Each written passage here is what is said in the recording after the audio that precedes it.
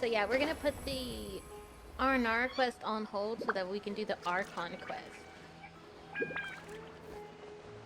I think we only have like maybe 15 or 14 more days left.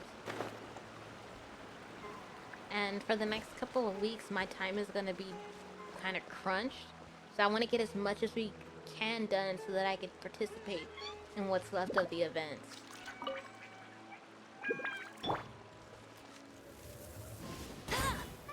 I don't know. It just personally for me, I thought we would actually be done with the R&R quest. I knew it was gonna be long. I just didn't expect it to be this long. All done! Let's use the empty box that Tainari gave us since we already washed it. Oh, it smells amazing! And the box is a nice touch too! Let's go serve this up and start eating with Haypasia!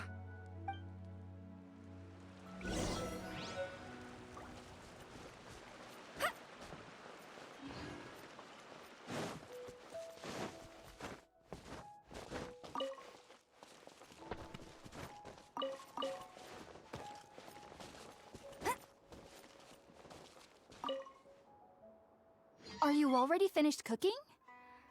Mmm, smells delectable. I'm truly thankful whenever I can enjoy a proper meal like this. Cooking really isn't my forte.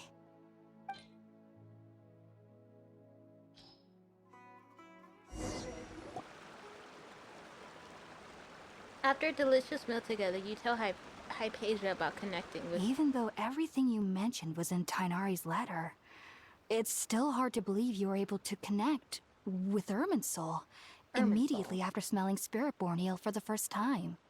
It took me nearly 3 years before I could do so. And everyone at the Academia even lauded me as a genius. You should know that some researchers spent their entire lives without ever successfully connecting with Irminsul as you have. So why does this incense allow people to connect to Irminsul?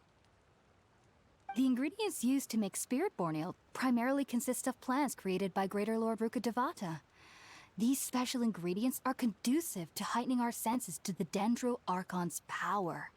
Since the root of the Dendro Archon's power lies within Irminsul, we can occasionally tap into her powers to peer into the depths of the earth. Sorry, you lost me there. That's all right. I'm sure you'll come to a clearer understanding as you remain in Sumeru. Makes sense. But Paimon's got a question. Why was she sensitive to the smell of those plants for such a long time? That was primarily due to her body's unique constitution. Stimulated by the incense, she could perceive the Dendro Archon's power and experience the sensory overload, hence the adverse reactions. Taking in any scent similar to the ingredients of Spiritborn ale would cause adverse effects. Not to worry though, it appears you've already fully recovered. Technically, your body should still be sensitive to the powers of the Dendro Archon, but unless you're using intentional meditation techniques, the scent of Spiritborn ale should no longer trigger such reactions. Whew. Well, that's a relief.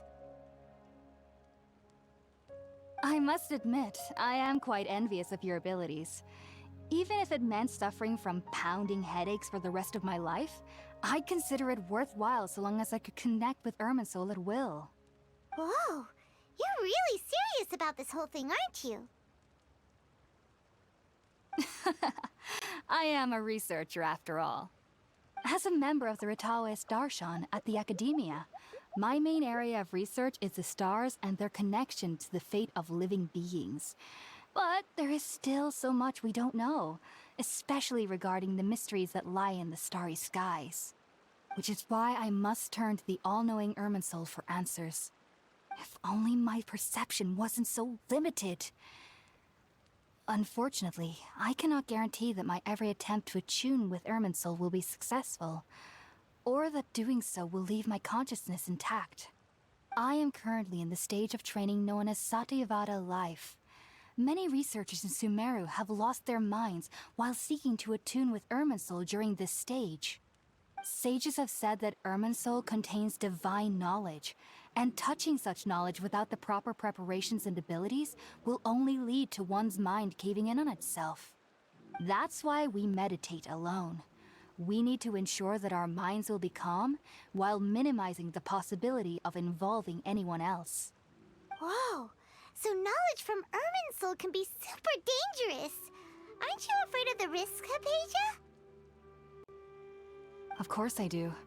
Especially during nights that are pitch black with no moonlight, and dead silent without even the sound of insects. However, I've been feeling better as of late. I don't get as scared anymore knowing that I have a little neighbor living nearby. I believe that being able to see them is a sort of blessing from the Dendro Archon.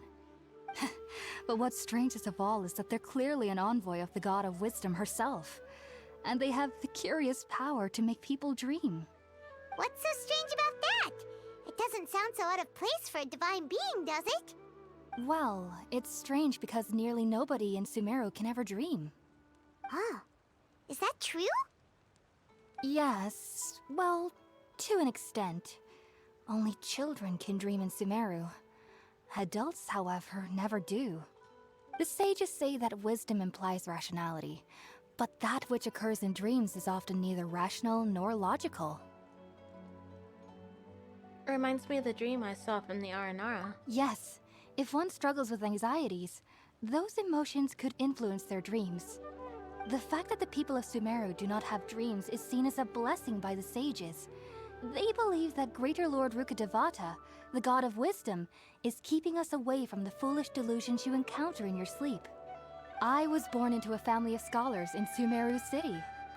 Ever since I was a child, my parents would always tell me that I'll know I've grown up once I stop dreaming.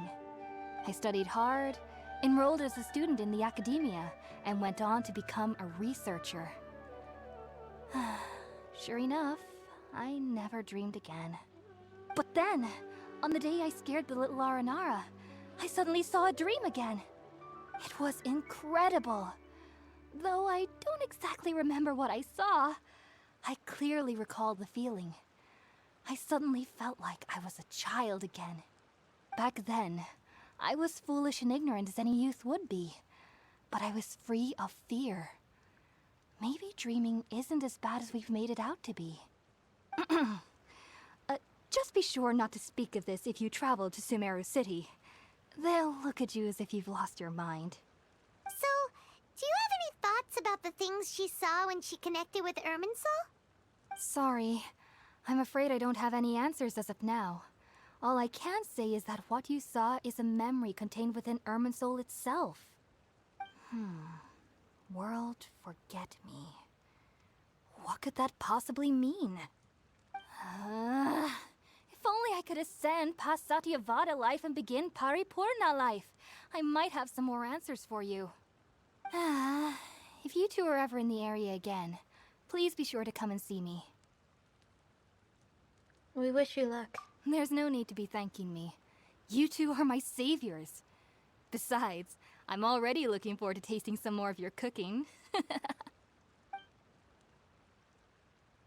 You continue chatting before settling down for a good night's rest. Now that we know Hypasia is alright and had the chance to ask her some questions, Paimon thinks it's about time to head back to Gandharvaville.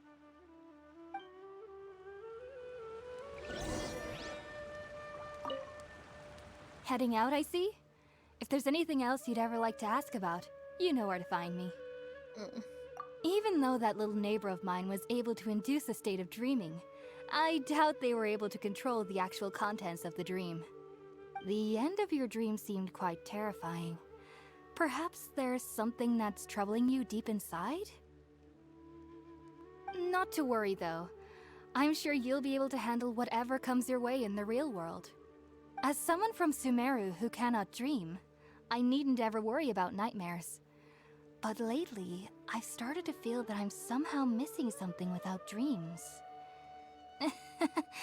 It's a little hard to explain. Heading out, I see? If there's anything else you'd ever like to ask about, you know where to find me. Sumeru researchers use Spirit-born Ale to assist them in connecting with Irminsul to extract knowledge from it. Though the process can be risky, we believe that the knowledge gained is worth it. Unfortunately, I cannot help you understand your dream. At least not yet. I'm still learning how to attune to the depths of Irminsul myself. I hope that I'll be able to ascend past Satyavada life and gain deeper insights. Heading out, I see? If there's anything else you'd ever... I've heard local children here in the rainforest speaking of fairy-like creatures. But I'm from Sumeru City, and have never heard of such things when I was a child. Perhaps this is because I had a very strict upbringing. My parents would seldom allow me to play with other children. I doubt they'd ever believe me if I told them about my little neighbor out here. And speaking of my little neighbor, I think they can somehow sense when Tighnari is coming to visit me. I've noticed on several occasions that as they're playing under the trees, they'll suddenly tense up and scamper away for no apparent reason. Shortly after they do this, Tighnari always shows up here. Perhaps I should ask Tighnari about this the next time I see him. Heading out, I see? If there's anything else you'd ever like to ask about, take care. Do remember to come visit anytime you're in the area. I would be happy to chat with you.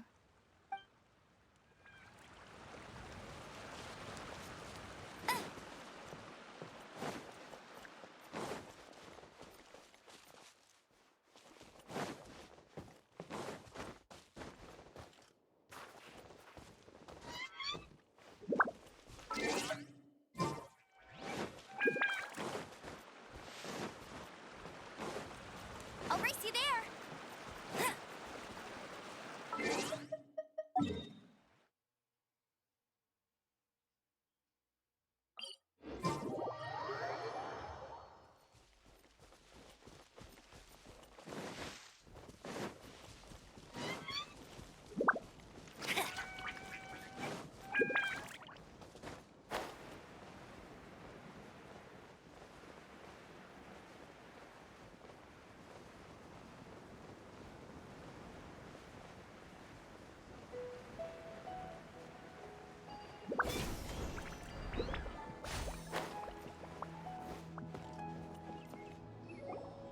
Think about it, Tighnari. Refusing to join is tantamount to burying your head in the sand.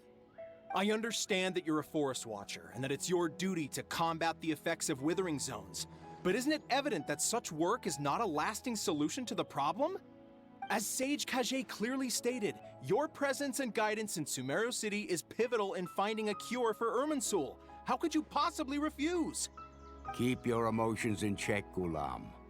Let's at least listen to Tighnari's reason for declining. We're here to invite him to the Academia, not to cause a scene. Sage Kage, I am truly honored that you came here in person, but I'm afraid I must still decline your invitation. I am merely a forest watcher. How could the great minds of the Haravatat have any need of someone like me? Well, it turns out that your refusal letter had some implications on your master's reputation. He is a renowned sage of the Immorta, after all. So now I've come here in his stead. I see. Huh. And I figured that given his temper, he would come here and berate me personally. Tighnari, your master is an integral part of this effort, and now he requires your assistance. And what exactly does my master need of me, Sage Kage? You'll know once you've arrived in Sumeru City, that is. And how long will I be required to stay? There's no definite answer as of now. Do you mean to tell me that despite coming all the way here to Gandharvaville, you still can't answer the questions I laid out in the letter to my master? If that's the case, then I'm afraid I cannot give you a definite answer either. Tighnari, but you... So be it. Come, Ghulam, we're leaving.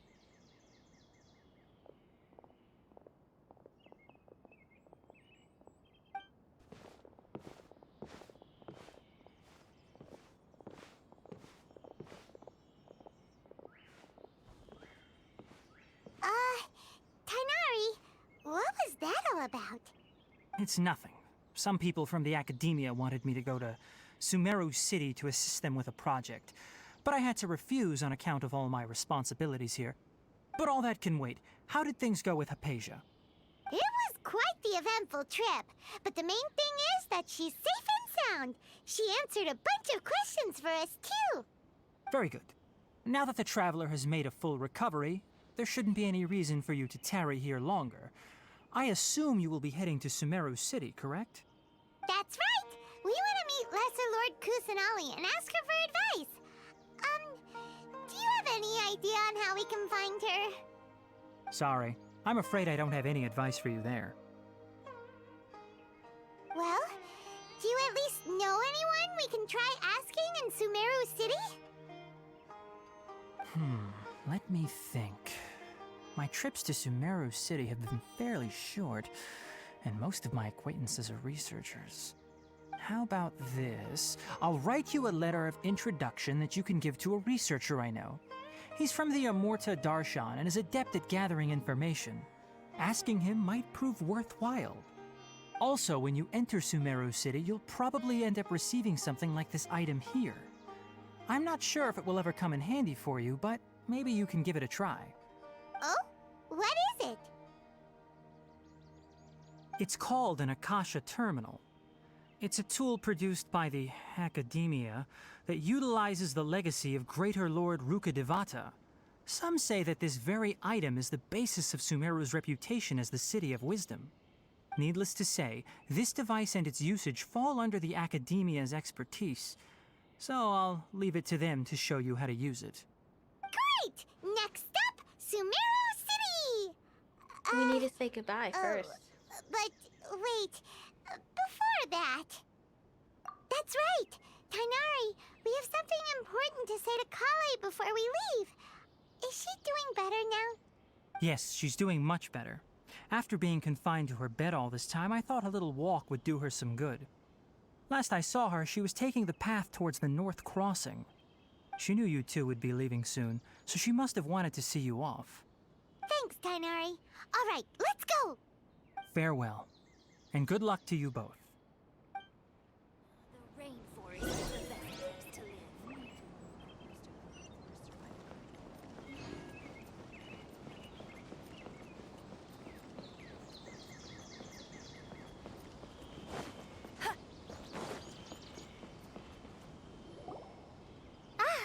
I've been waiting for you two.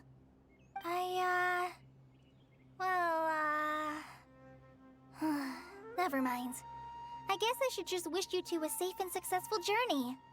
Thanks for waiting here just to see us off, Kale. We're headed to Sumeru City. We'll be back to see you soon. Don't worry about me. I can take care of myself. My condition won't be getting in the way of my duties. I want to be a forest ranger after all. It's up to me and the others to protect the rainforest here. And, I'm sorry. I should have told you both about my condition when we first met. I just wanted you two to treat me as a normal friend, not some girl that needs your sympathy.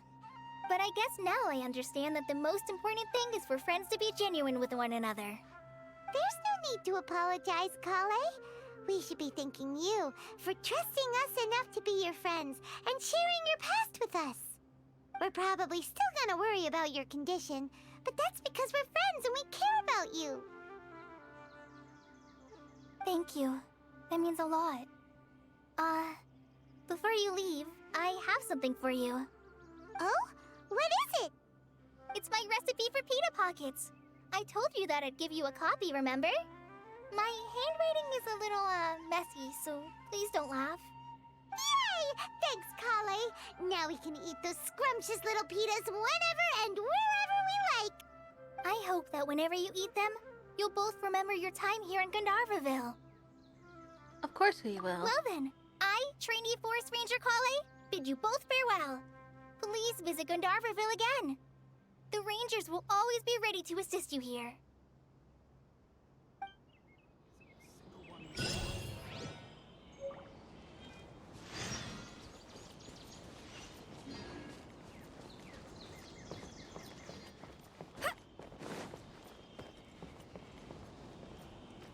Dang, and there's a treasure chest right over there.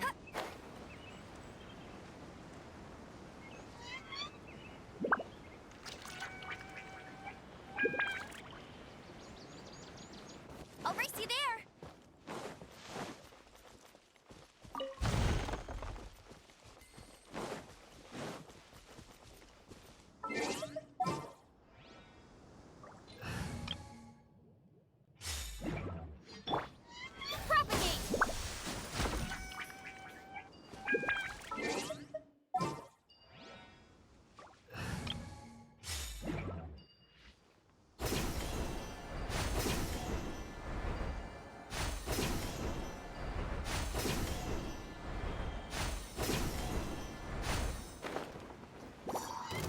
Cool it! What's the hurry? Illusion shattered! Dodge this! This moment will be frozen in time. Freeze!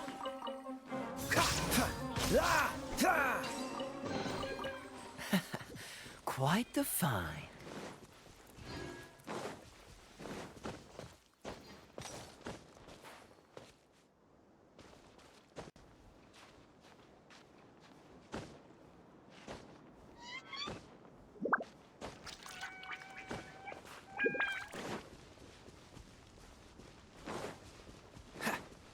What's the hurry? Nora, just make believe. I pray all the children.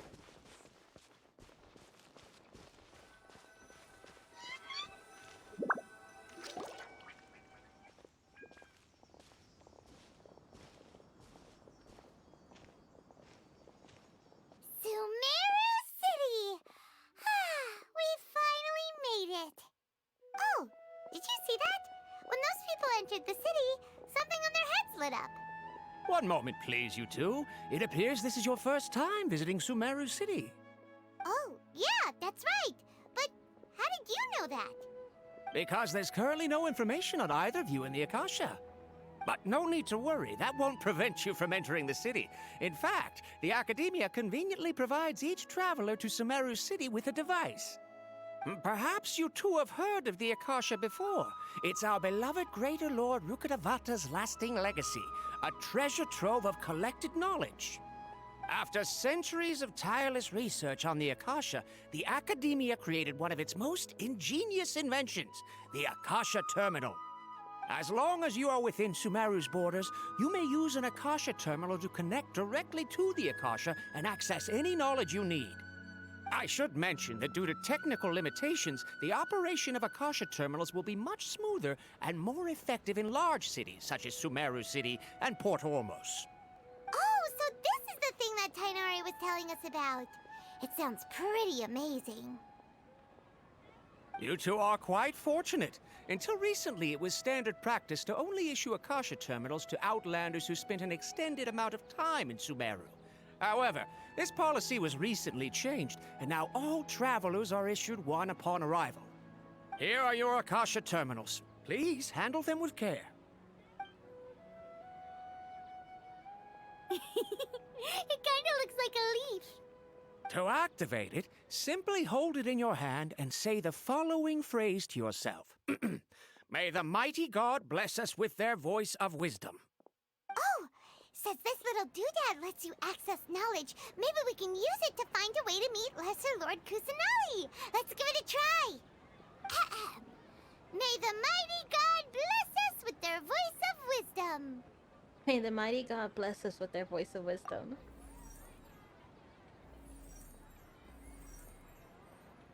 Whoa! Just now, something clicked, and Paimon suddenly knew how to use this thing. It seems all we need to do is concentrate on what we want to know, and bam! You get it. Oh, that'll come in real handy. Exactly. That is the power of the Akasha. And with that, let me officially welcome you both to Sumeru City.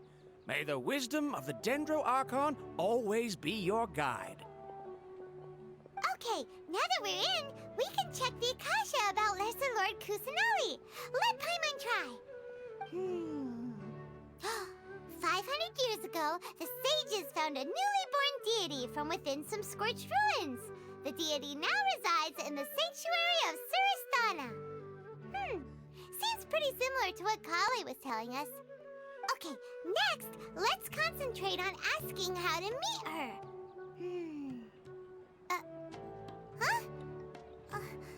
Paimon doesn't sense anything.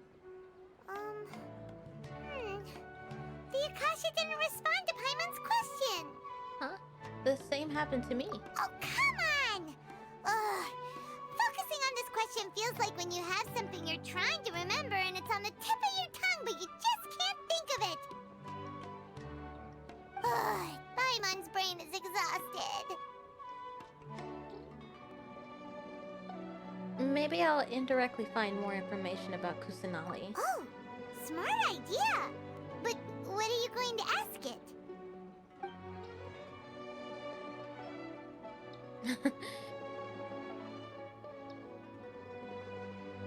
Alright, let's think Greater Lord Rukkhadevata. Many bright dots of light appeared in my mind. I probably need to calm my mind and focus more to understand what they mean. Feelings of affection, intimacy, nostalgia, sadness, and anxiety also come to my mind. These seem to be what the people of Sumeru feel about their departed Archon. Uh-oh. Paimon's getting all teary-eyed all of a sudden. It feels like the people of Sumeru really miss their Archon. Alright, then Lesser Lord Kusanali. Some knowledge began to trickle into my mind for a moment, but there wasn't really anything that I didn't already know.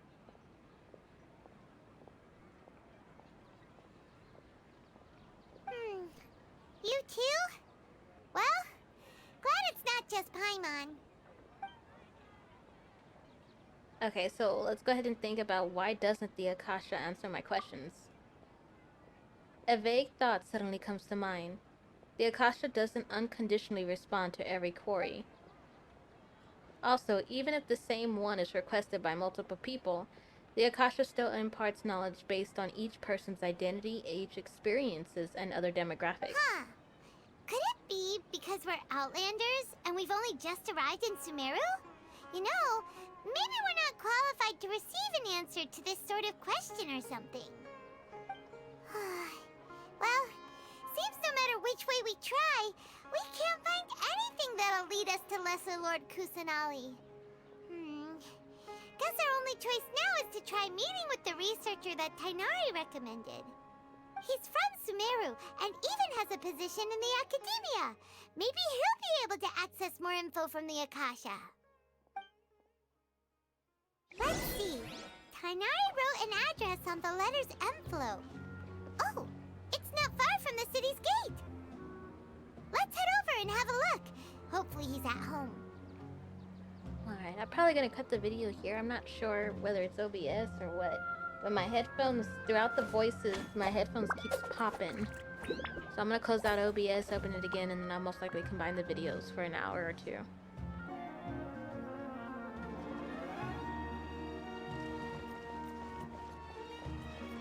Watch out for pickpockets. Hello, are you Rohawi? Yes, that's me. Can I help you? Great! You see, Tainari sent us here and... What? Tainari? Please, there's no need to say anything, really. Sure, I admit that the article I published last month wasn't my best work, and maybe the data didn't produce the most convincing results, but... Oh, we're not here to discuss the academics. Here! This is a letter from Tainari! Oh, let me see... Oh! Ooh, what a relief. You two nearly scared the life out of me. So you two just have some questions for me? Seems even Tainari acknowledges my innate ability for procuring information. So, what is it you two would like to know? We want to meet with Lesser Lord Kusanali. Do you know a way we can do that? You mean you want to meet the Dendro Archon herself? This isn't exactly my area of expertise, but let me see what I can find in the Akasha.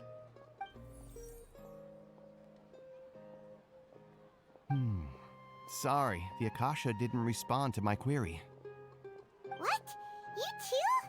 But what about your abilities for getting information and all that? Paimon was sure you'd be able to access more info than we did. Well, as I said, this isn't my area of expertise. I am but a lowly researcher, so the Akasha doesn't see a need for me to know more about the Dendro Archon.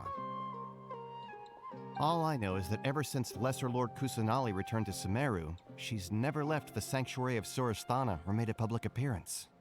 Huh. Didn't expect her to be such a mysterious figure.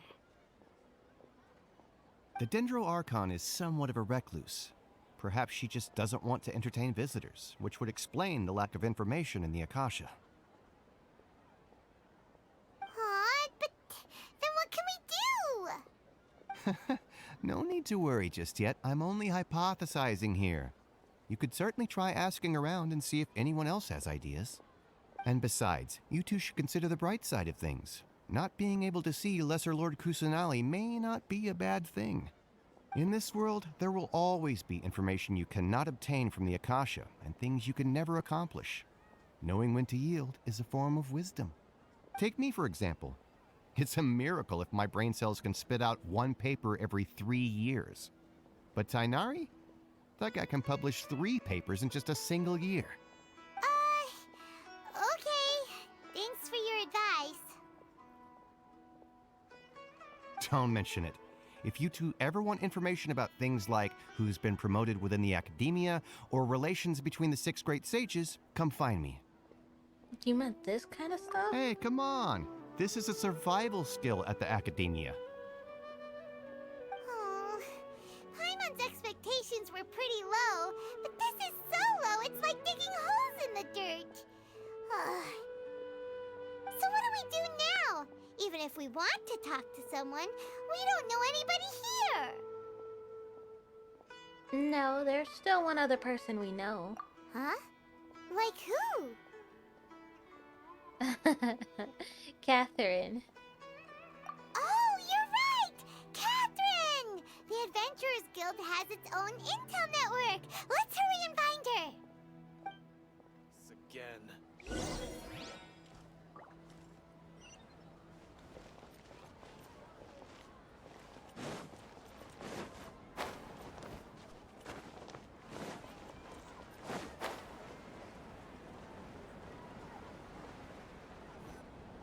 Ad Astra Abyssosk.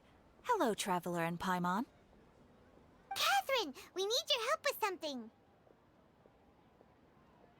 Understood. The Adventurers Guild is always ready to serve you. With what do you require assistance? We want to meet with Lesser Lord Kusanali. Do you know a way we can do that? You two wish to meet with Sumeru's Archon. Understood. Please wait.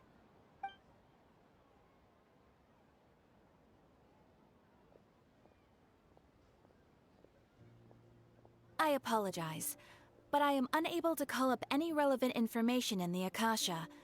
I'm also unable to locate any pertinent information in my personal memory. Aww, another dead end. Well, if Catherine can't help us, then we really don't know anyone else to ask now. Please do not worry. I may know of someone who can help you two.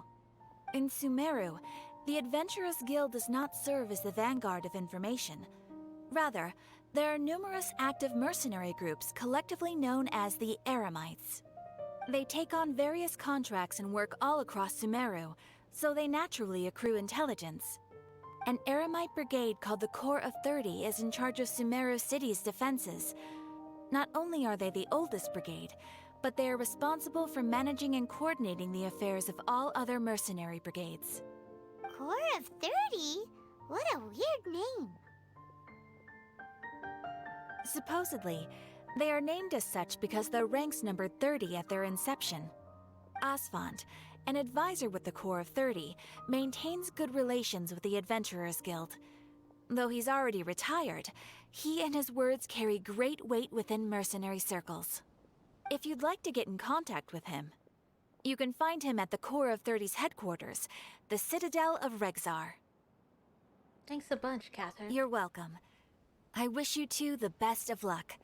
We look forward to your exploits in Sumeru.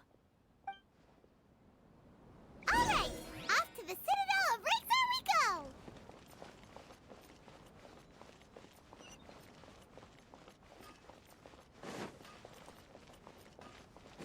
Trust me, just take my word for it. This new shipment of items, they're also...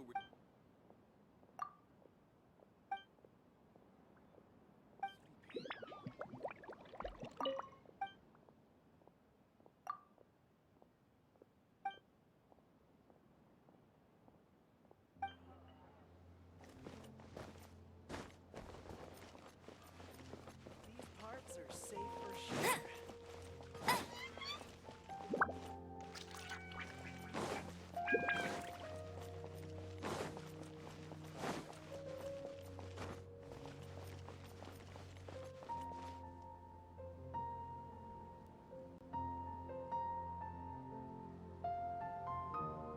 Welcome. The Adventurers Guild told me to expect you two. It's nice to meet you, Osfond. We'd like to ask you about something.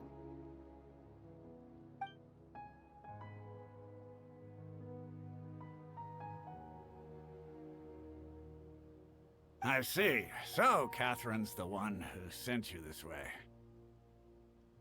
Ha! It's true that the Eremites' network is vast, but even I can't help you meet the Dendro Archon. Wait, seriously? That's it? Afraid so. The Eremites aren't terribly religious, so we don't know much about divinities. As far as the Akasha goes, we can access even less than you. We originally came from the desert. The gods there died off long ago. Since those days, we've used our own two hands to carve out a living. We don't beg gods for their aid. It isn't just us, though. If you ask me, I think most in Sumeru aren't interested in Lesser Lord Kusanali. Oh? Why's that? Just take the Academia, for example. They're the ones who truly rule Sumeru. Although they believe in gods, most of them only care for the late Greater Lord Rugadavada. In their eyes, she was the one who founded Sumeru and gifted us with the Akasha.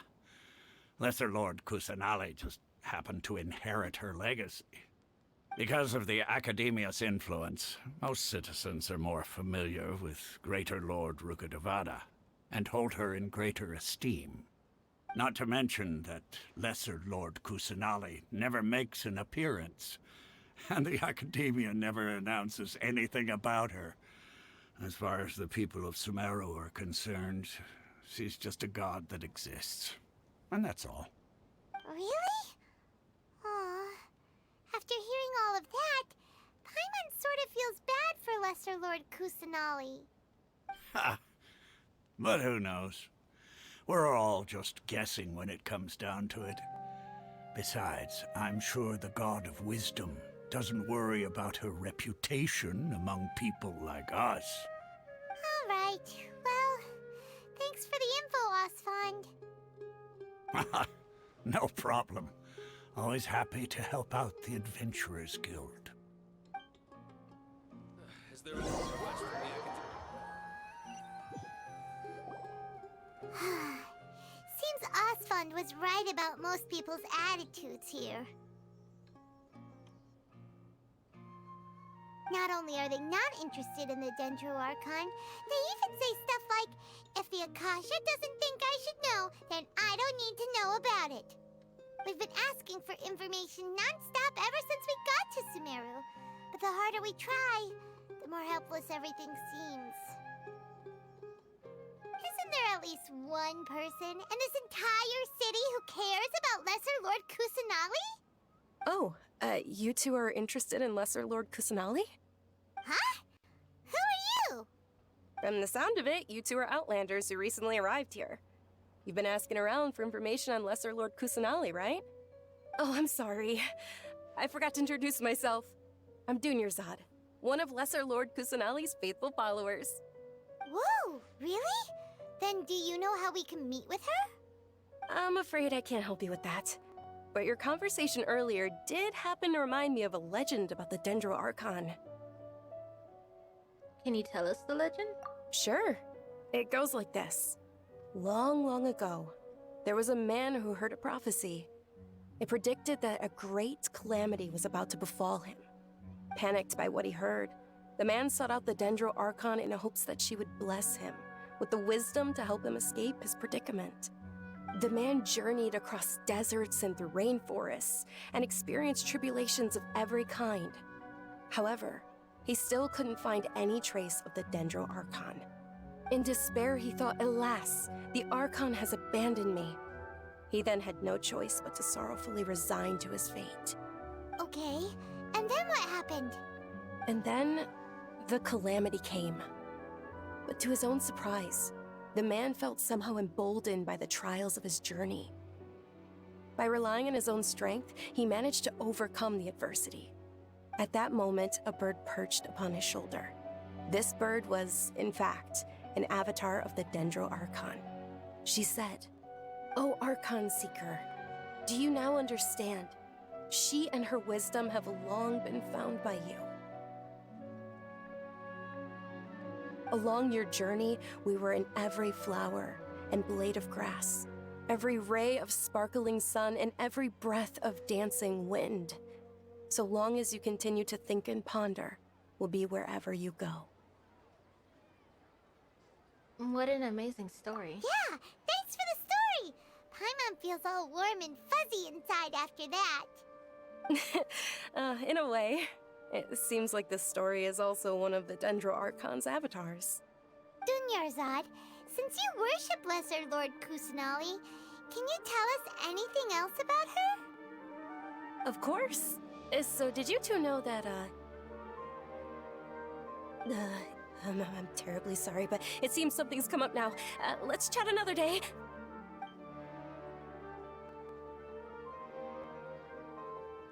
Hey, wait!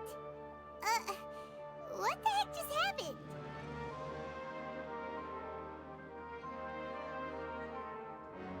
I think it has something to do with those people over there.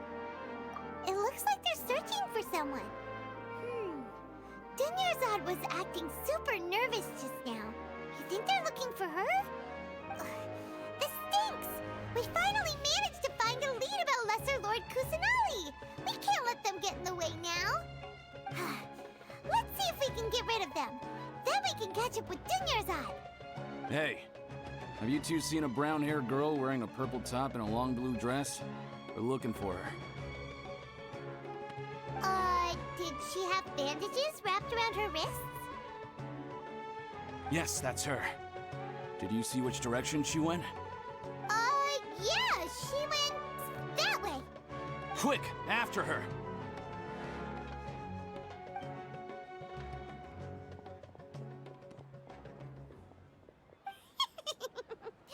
That should keep him busy for a while. Let's hurry and find Dunyarzad. Why isn't it working? I don't get it.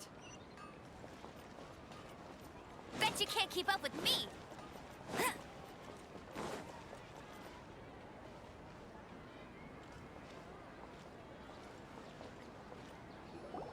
There you are, Dunyarzad.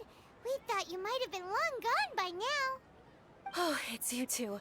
Oh, you startled me there. You can relax now. We threw those people looking for you off the trail. Really? Thank you so much. Unfortunately, I believe there's still more of them out there looking for me. Uh-oh, looks like there are some coming this way. Huh? More of them? Then what are we standing here for? Run! No, wait, my body isn't in the best shape. It's difficult for me to run. How about we find you someplace to hide? Okay, sounds good. There's a tavern on the other side of the port we can go to. They probably wouldn't expect me to hide in a place like that. All right, let's move out. Stay behind us. We'll keep an eye out for anyone looking for you.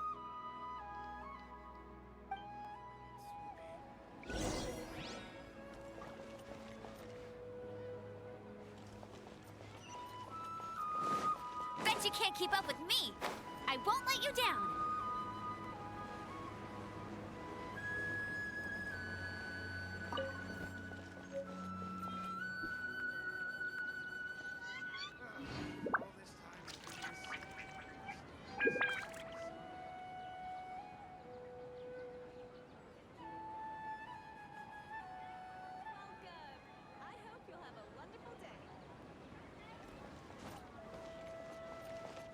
Okay.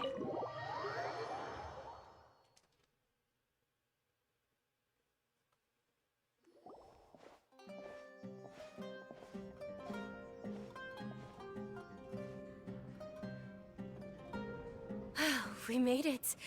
Oh, they shouldn't be able to find us now. Wait, stand down, Dia.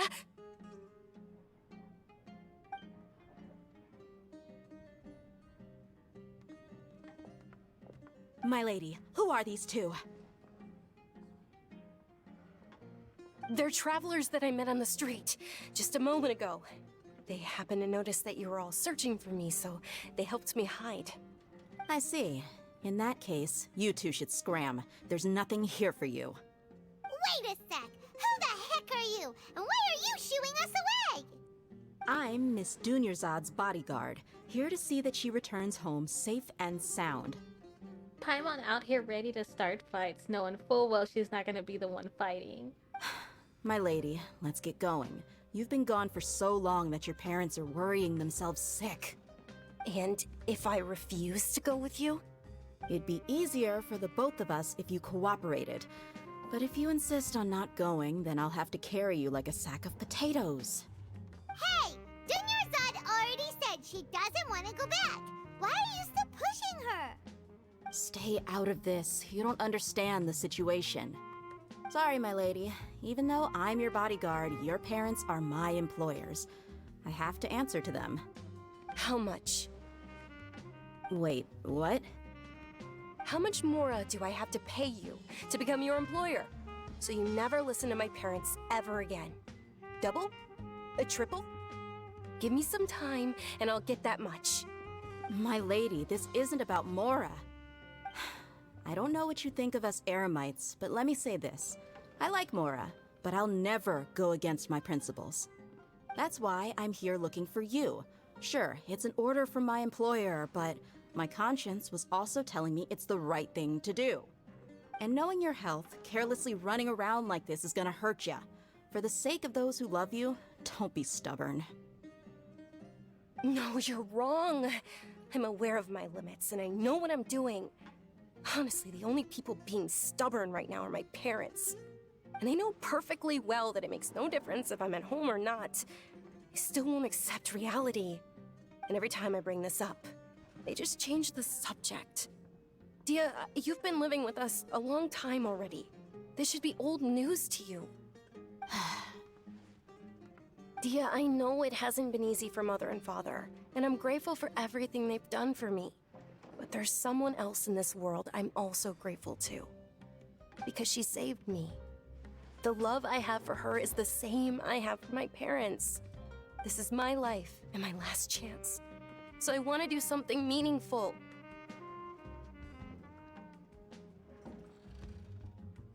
My lady, are you sure what you're doing now is meaningful? Yes, I'm sure. At least, it is to me.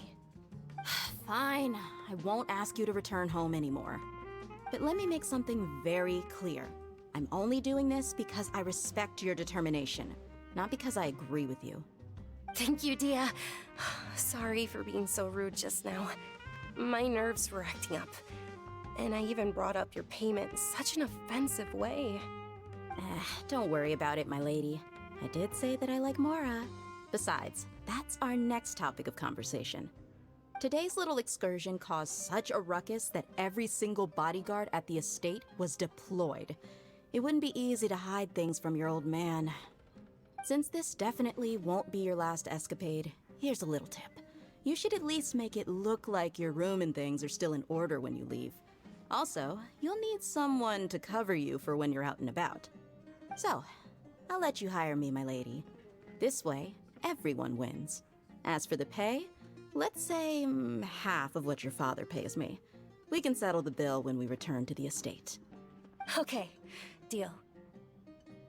Yay! Looks like they've reached an understanding. Are you alright?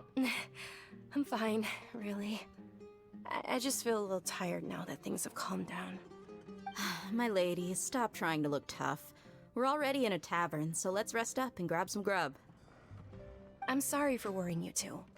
If you don't mind, I'd like for you to join us. Sure! After you rest up, we want to hear more about Lesser Lord Kusanali.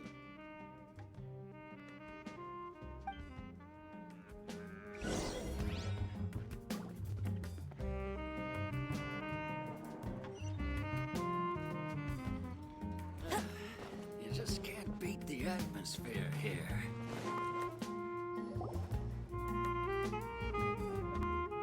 Ha! Well, if it isn't Dia. Haven't seen you in nearly half a year. Word on the street is that you're a bodyguard for the Homayani family now. Ha! Don't you find that kind of work boring?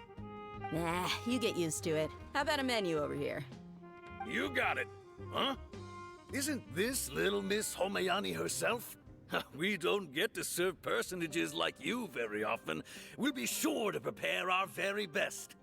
Thank you, sir, but there's no need. I don't have a lot of Mora on me, and I really ought to save as much as I can. But please bring these two the best food you have. They're my new friends, so I want to be a good host for them. No need to break the bank. We'll eat whatever you order. No, okay. Don't worry about it. We'll pay for our own food. Wait, we're paying for ourselves now? Aw, Paimon kinda wanted to try something fancy, but we aren't exactly loaded. Guess Paimon will settle for something ordinary. How about our coconut charcoal cakes?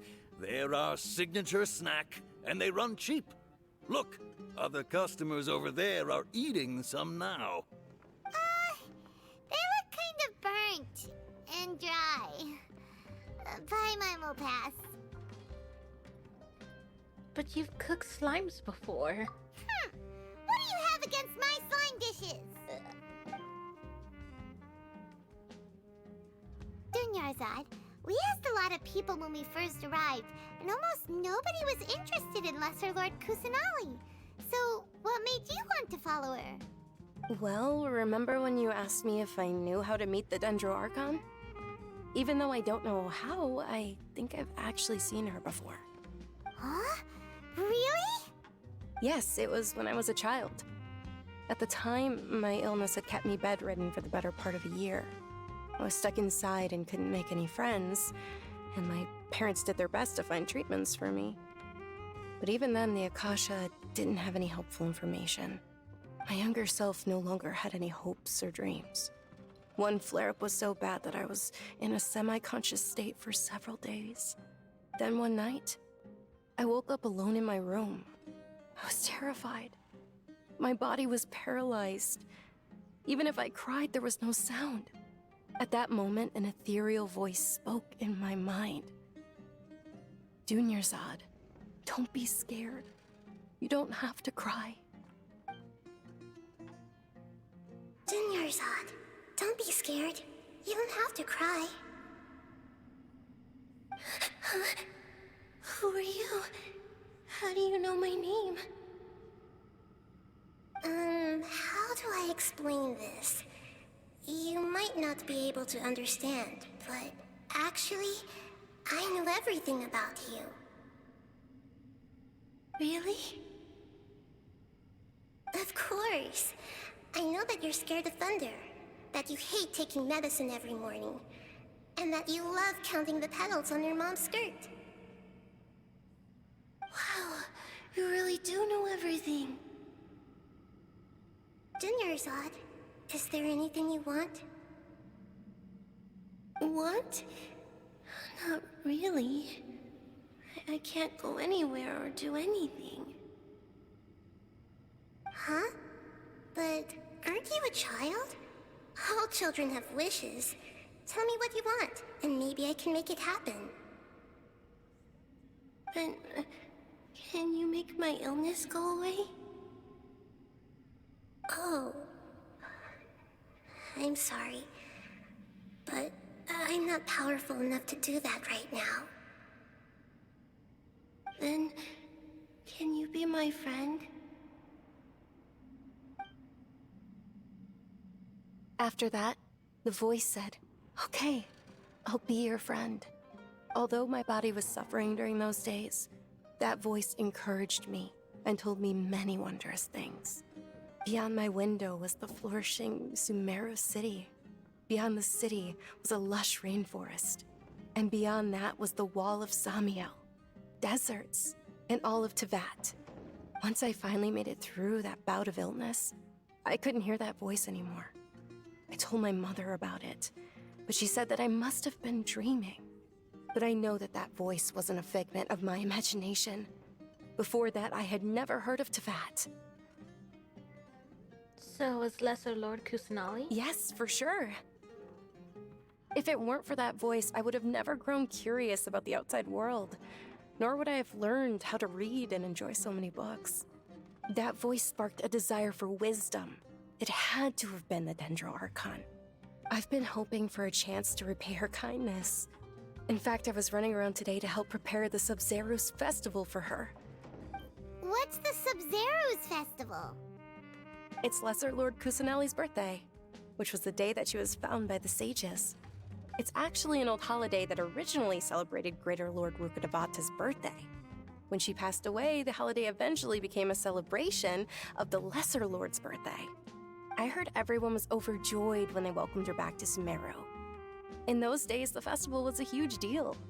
But because of the Academia's influence, people have gradually lost interest in the festival. The Academia actively participates in Sumeru's many holidays dedicated to Greater Lord Rukkhadevata. But when it comes to the Sub-Zerus festival, forget any funding. They practically act like it doesn't exist. Maybe they see Lesser Lord Kusanali's birth as confirmation of Greater Lord Rukkhadevata's death, so they're reluctant to celebrate it. Aw, but that's awful. It is. It's absolutely terrible. Sure, the Greater Lord founded Sumeru, but hasn't Lesser Lord Kusanali been the one quietly protecting us for the past few hundred years? Just remember that we're still out in public. Don't get too carried away now. I know that people over by the Grand Bazaar still hold the Sub-Zerus festival to this day. But I hadn't met any of them before, so I was never able to contribute. But recently, I made a friend there who also follows Lesser Lord Kusanali. I gave her my savings because I want her to throw a wonderful festival this year. That's the least I could do for Lesser Lord Kusanali. Hold on, my lady. Does this friend happen to be Nilu, the one who sends flowers to the estate? Yes, that's her. I saw her leaving the other day with a nervous look on her face. It seemed like she was hiding something in her arms. Did you give her something? Yes. Initially, I didn't have much Mora prepared, so I had Nilu sell one of my skirts. I've agreed with Nilu to meet up at the Grand Bazaar today, and see how things are coming along. Dia, would you accompany me? Sure. That's quite the trip, though. I'll carry you. No, that would be too much, even for you. You might as well just accept the lift. If I let you walk, who knows how long it'll take us. And if anything happens to you, then I'd really never hear the end of it from your father. Can we also come along? But of course. Nilu will be thrilled to hear there are more people interested in Lesser Lord Kusanali. Your perspective is just tunnel visioning. Bye, Mom. Let's go see what food we can buy.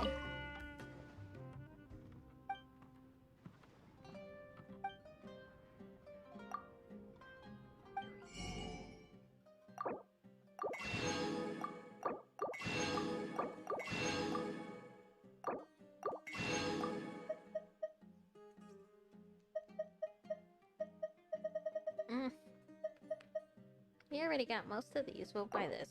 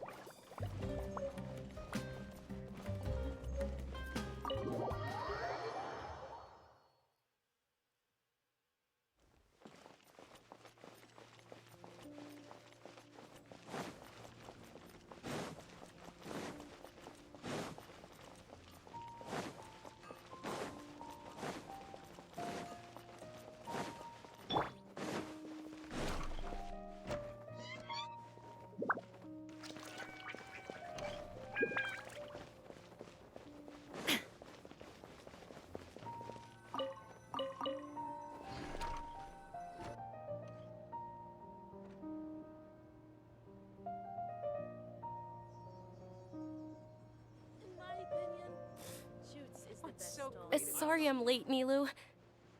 Oh, Dunyarzad. It was taking you so long that I assumed you got trapped at home, but you made it in the end. Uh-oh. But if Dia's here, that means you got caught, right? You could say that, but everything worked out. She's on our side now. Not completely. Oh, and who are these two? Oh, meet the Traveler and Paimon, my two newest friends. They're visitors who just arrived at Sumeru City and are looking for information on Lesser Lord Kusanali. So you're followers from another land? Yeah. That's wonderful. You two absolutely mustn't miss the Sabzeruz festival.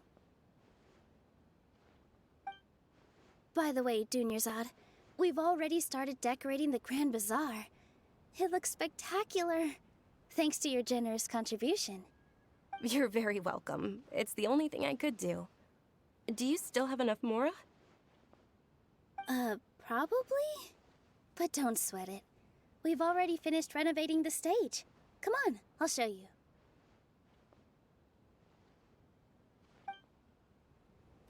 What's so great about Snezhnaya toys anyway? Shoots is the best stall in the whole bazaar. I've got great food and great drinks that everyone can enjoy. Life is so dull. Wow! This place is amazing! Not bad. Last time I was here, the stairs were full of holes. The stairs were nothing. A little while ago, we discovered that the tree above the stage had a huge chunk of bark ready to fall off. Mr. Zubair was worried sick. We reported it to the academia many times, but they never sent anyone to deal with it. We didn't want anything bad happening, so we were going to cancel all the stage performances. Why didn't anyone come to handle it? Oh, probably because it was the theater asking. The academia looks down on performers like us. They probably think it would be best if the theater closed down completely. We can't let that happen, though. Not only would everyone involved in the theater go hungry, but then we wouldn't be able to hold the Sabzeruz festival anymore. Thank the Dendro Archon for Dunyarzad. With the Mora she gave us, we hired someone to patch up the tree, and we also gave the stage a much-needed makeover. The stage is going to be even prettier when it's festival time. I can't wait for you to see it. And I can't wait to see you on the stage. You've been practicing so long already. It's almost time for your dream to become reality. It's our dream.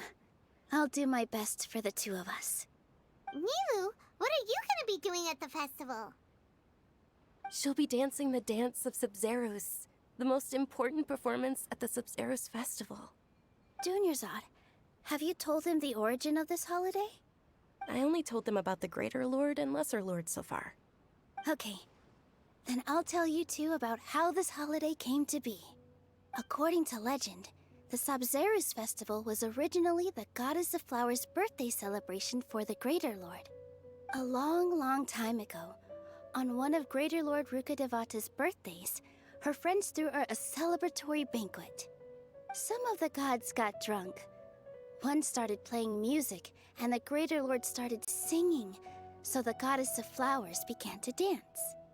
As she danced upon the grass, countless beautiful parisaras began to bloom wherever she stepped.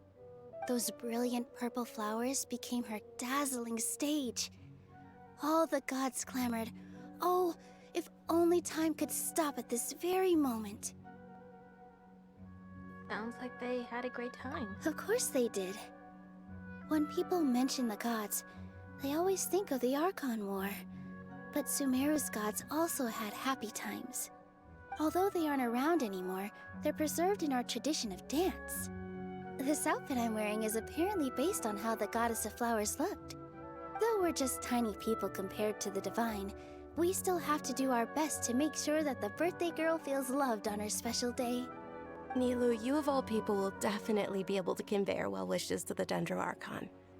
I also noticed that you went the extra mile and scattered patisaras around the stage.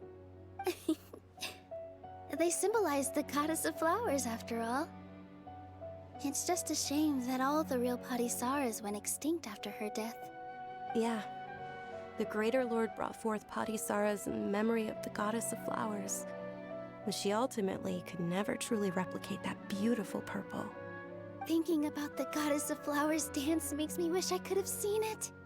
If my stage were anything like that, I'd be thrilled if I had just 2 real Patisaras on the stage. So, Traveler and Paimon, what do you think? Interested in the Sabzeruz festival? Will you two be coming? All of Lesser Lord Kusanali's followers will be there for her birthday. It'll be a good opportunity for you to learn more about her. Ooh, Paimon thinks that's a great idea!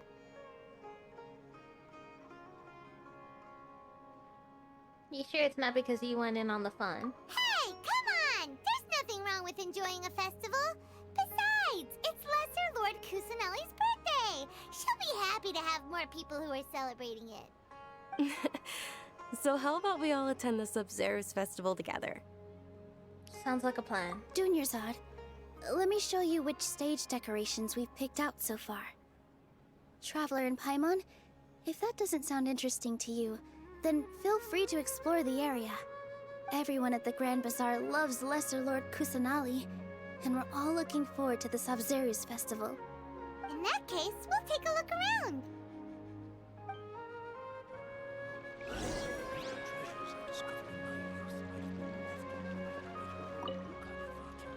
Whoa! What's with your yellow hair? And why do your clothes look so funny? Are you an outlander? Did you know that the Sabzeruz festival is about to happen? There'll be loads of fun things to do at the festival. But the best part is when Ferris, the Knight of Flowers, passes out candy to everyone.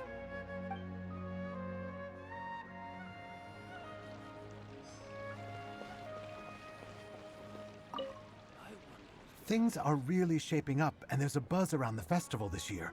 We're expecting people from all over to come by this year and buy things during the festivities. Don't be fooled into thinking that Sumeru City has the best of everything. Some festival snacks are only offered here in the Grand Bazaar. And when it comes to musicians, dancers, or singers, the Grand Bazaar's got the best of the best. Sure, those folks at the Academia might not like it, but what's a festival without song and dance?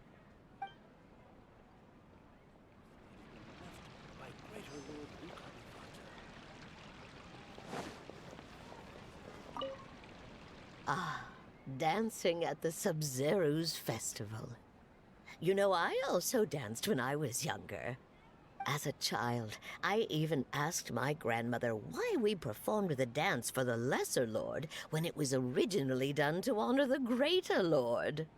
My grandmother said that Greater Lord Rukkhadevata is a beloved deity and honored by all. And Lesser Lord Kusanali is too. If the Goddess of Flowers ever knew Lesser Lord Kusanali, then she would certainly have wished to be her friend and hold celebrations for her too. The Sabzeruz festival has been losing its appeal over the years. That is, until a wealthy benefactor stepped in this year and brought the festival back to life. I heard she forked out a lot of mora to make it all happen.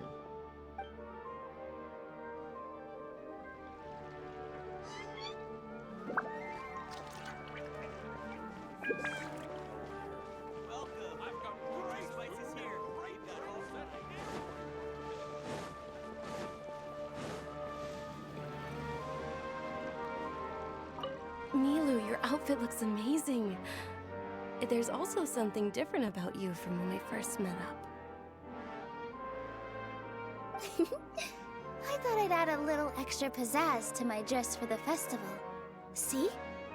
Wow, did you sew all that yourself? Uh-huh. Sewing is a fundamental skill for everyone in the theater company because we make all our own costumes. Did you know that Mr. Zubair not only can make costumes, but props too? I've noticed that you can't keep your eyes off that crown over there. Would you like to try it on? May I? Of course. The legends say that the goddess of flowers had beautiful horns on her head, so this crown was made to reflect that. Dunyarzad, you look absolutely stunning with it on. It's like I'm looking at the goddess of flowers herself. In work as on the stage, one must act with gumption.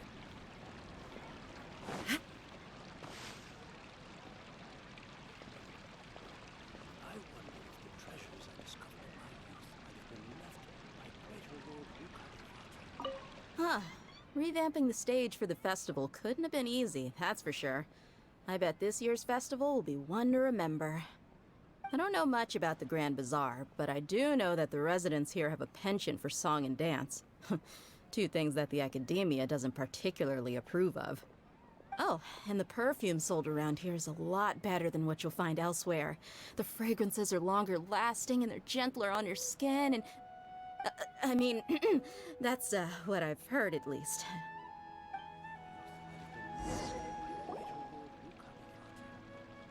Hey! Is that who Paimon thinks it is? It looks like Catherine.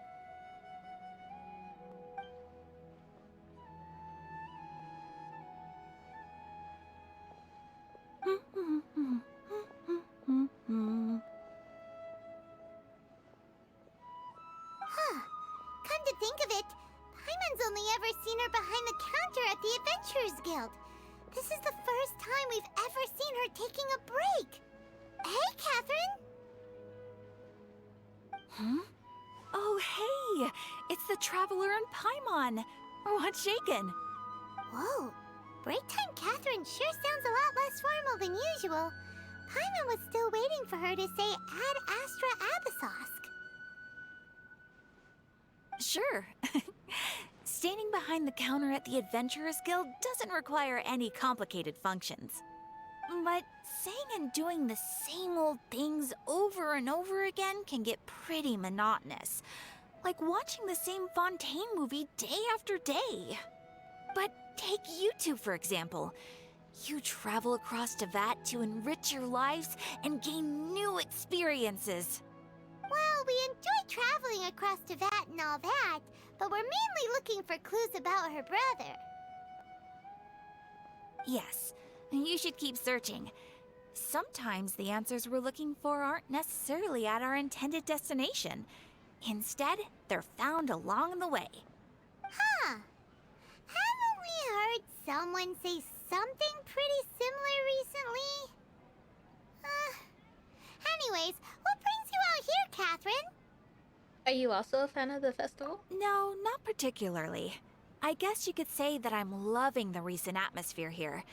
If festivals bring happiness to everyone, then that's where their true value lies. Oh, it looks like it's about time for me to be heading back now. Alright, we'll see you next time at the Adventurers Guild. Oh, by the way, thanks for connecting us with the Eremites. We've already made some great friends in Sumeru City thanks to you. I'm sure you two will get along well with the people here. You've already been blessed by the element of Dendro after all. See you around.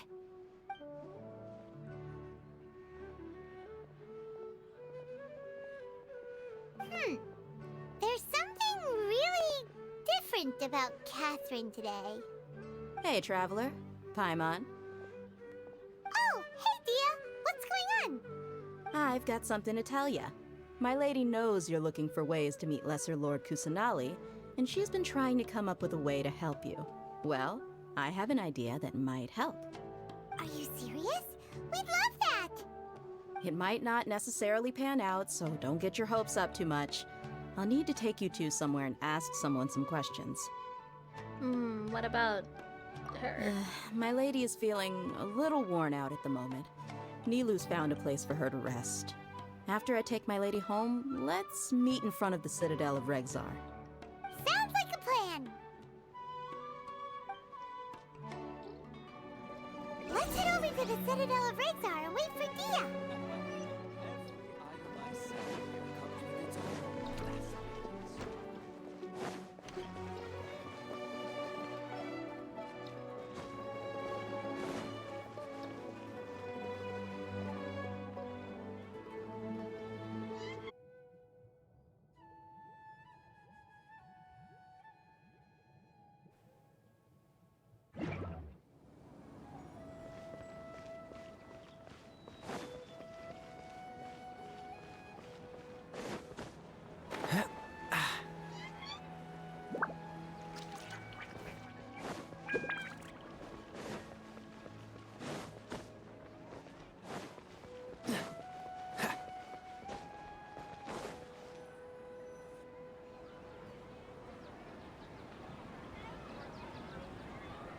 Sorry, I'm late.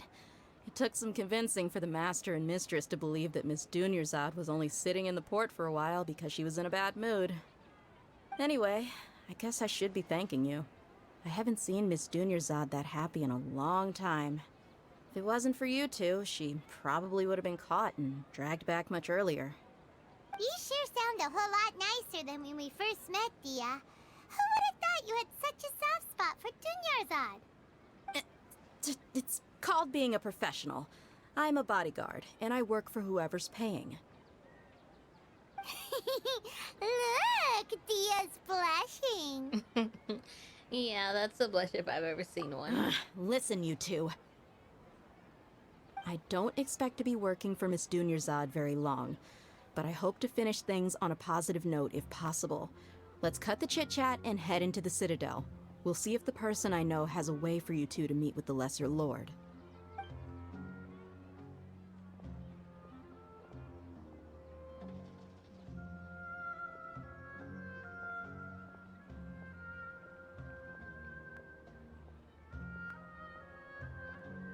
Oh, hey, Chief. Ha, Dia! What are you doing here? And well, didn't expect to see you three together. I take it you all know each other already? We met this morning after the Adventurers Guild pointed us to Ozfon for more info. No kidding. Huh. So, where's Ruksha? I thought I'd help these two out by asking about the theft. Anything you can tell him?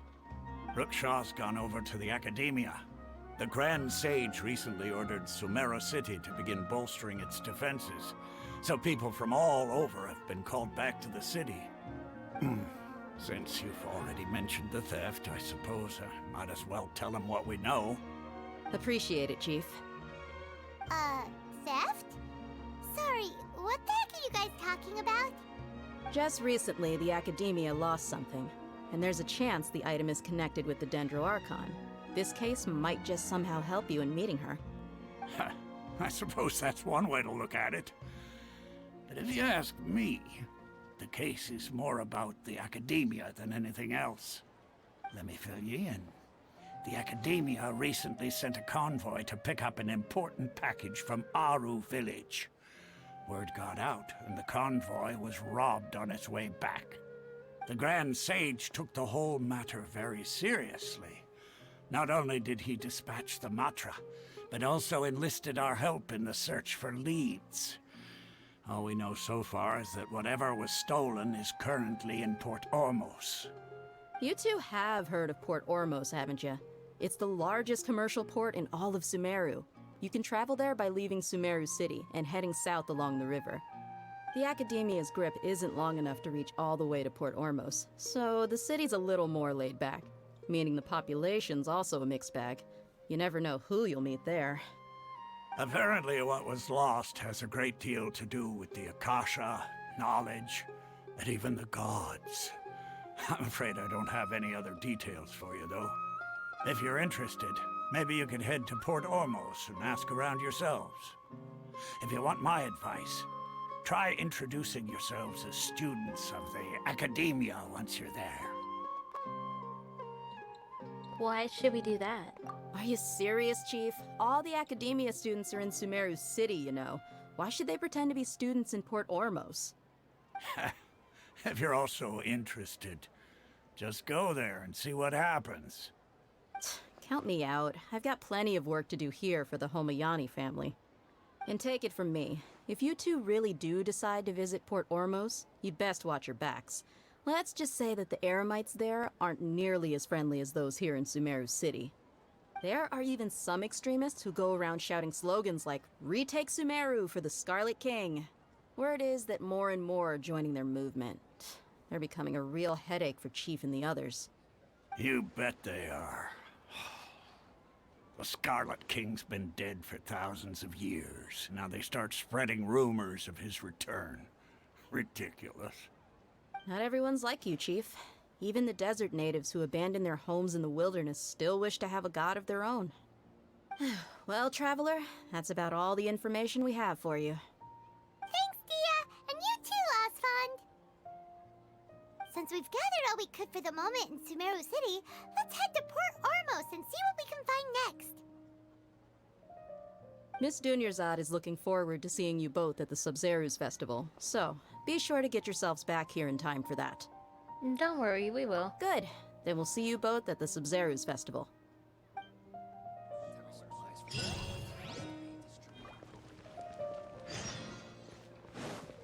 What's the hurry?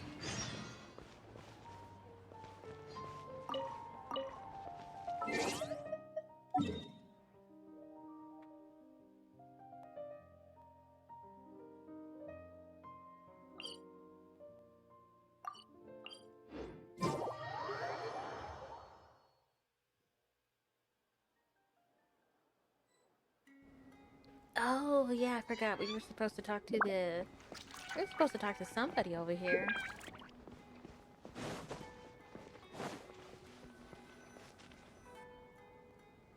For the R&R quest.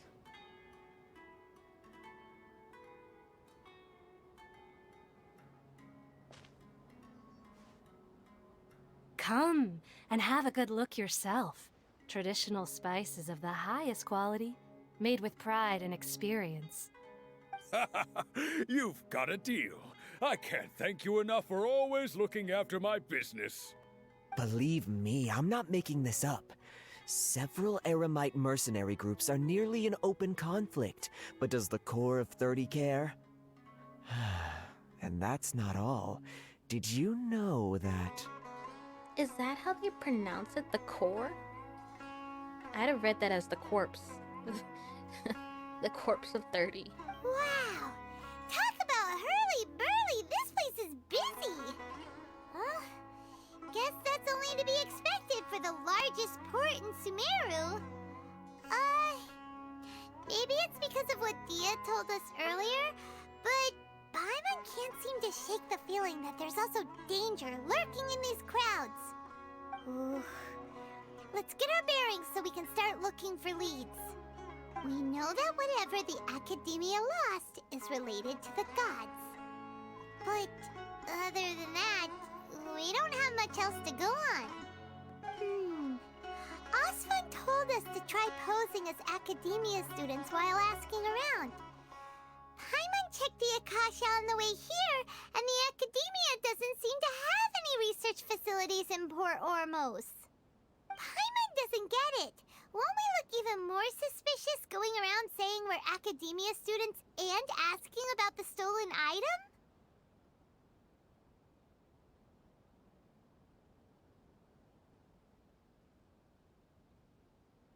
I mean, right. We should figure that out before doing anything else. Well, given all the people that come through here every day, if there's any information to be found, Paimon bets we could find it in the market.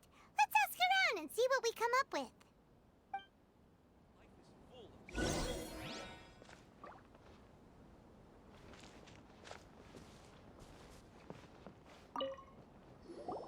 Welcome. Welcome. How can I help you two?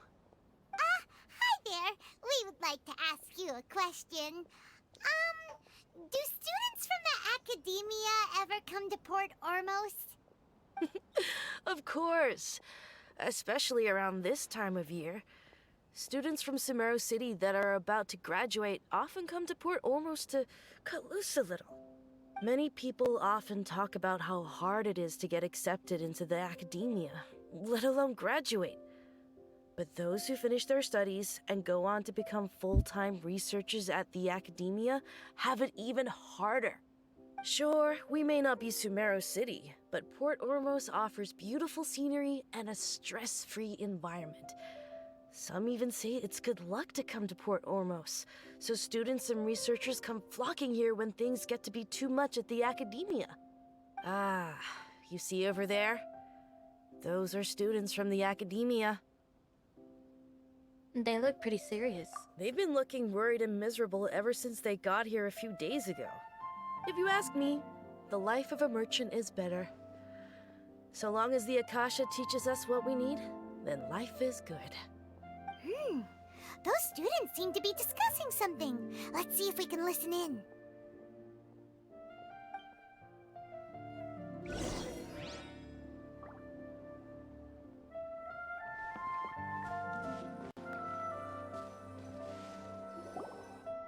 It's no good. I've tried asking around, but I haven't been able to learn anything useful. Not to mention that a bunch of scary-looking Eremite mercenaries have been posted along the streets now. There's been a lot of fighting between the different Eremite factions in Port Ormos. If we choose to move on our own, then it would be wise to steer clear of them. Especially the group that's constantly shouting some stuff about the Scarlet King and some resurrection. I've even heard that the Citadel of Regzar is starting to get fed up with them. What was that group called again? Ein something or other? They're called Ein El Akhmar. Today, I heard that the thing we're after might be in their possession at the moment. Wait, come again? Don't you see? Many of the Eremites in Port Ormos deal with trading this kind of thing. They're usually pretty wary of outsiders, but not so with students of the academia. It's because the kind of goods that students are looking for aren't the kind of goods that Eremites are after. As long as they know you're a student, then deals can be made. I've heard that Ein al-Hakmar likes to set up shop at the Jafar Tavern. Supposedly, if you're willing to part with 500,000 mora, they'll give you info on anything. Wait, did you say 500,000? If information alone costs that much, then how could we ever afford to buy what we're looking for? I guess we might as well give up on trying to graduate this way. I wouldn't worry too much. Our field of research is very niche. Who else could possibly be after that kind of shady knowledge? I bet it's practically worthless to anyone aside from us. Well, I guess that makes sense. Then the only thing left for us now is to find a way in. Why don't we all just pool our money together and pay for the information? Whoa! Did you hear that? A niche field of research and shady knowledge? It all sounds pretty suspicious to Paimon. Is knowledge something people just buy and sell like that? It's very suspicious indeed. So, what's our plan?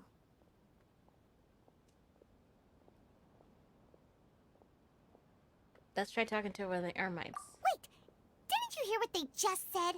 Buying information is going to cost us 500,000 mora! Have you lost your mind? I won't let them off as easy if it's a scam. Oh, all right. Paimon never thought she'd agree to parting with that kind of mora. But if you know what you're doing, then we should give it a shot.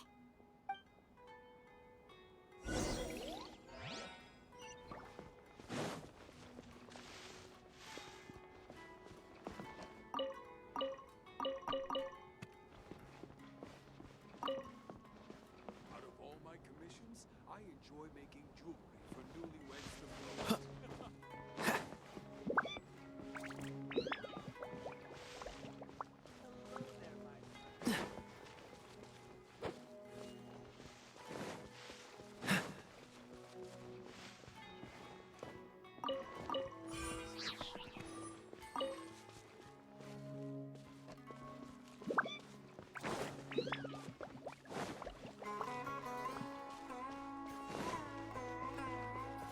This is the place we heard those students talking about. Let's find a seat somewhere and see if we can spot the group they mentioned.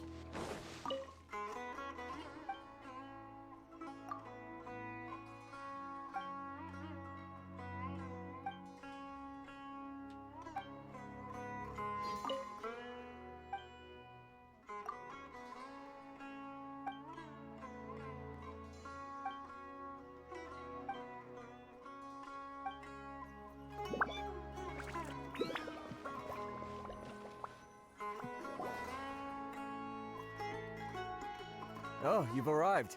Please, take a seat. So, they think that they can go toe-to-toe with the boss? Ha! Once we reclaim the power of the Scarlet King, they'll be the first that the boss punishes. They're nothing to be afraid of. Our main rival now is the Caracal Battalion. They've also amassed a significant amount of mora this time, so we mustn't underestimate them. How can the Caracal Battalion compete with the boss when they're nothing but a bunch of money-grubbing opportunists out for a quick mora? Yeah, with boss's fervent devotion, he'll be able to use this power to bring our god back this time. Huh. All these guys talk about is the Scarlet King, so they're probably the ones we're looking for. Greater Lord Ruka Devata. That traitor and her followers must not be spared. The day will come when the Scarlet King exacts vengeance on Sumeru, and all of them shall be punished. Greater Lord Rukkhadevata, a traitor? Yeah, Paimon was wondering what they meant too. We should ask about that if we get the chance later. So then, what happened next? It's just the shipping schedule. What you see is what we've got. Feel free to look around. Welcome.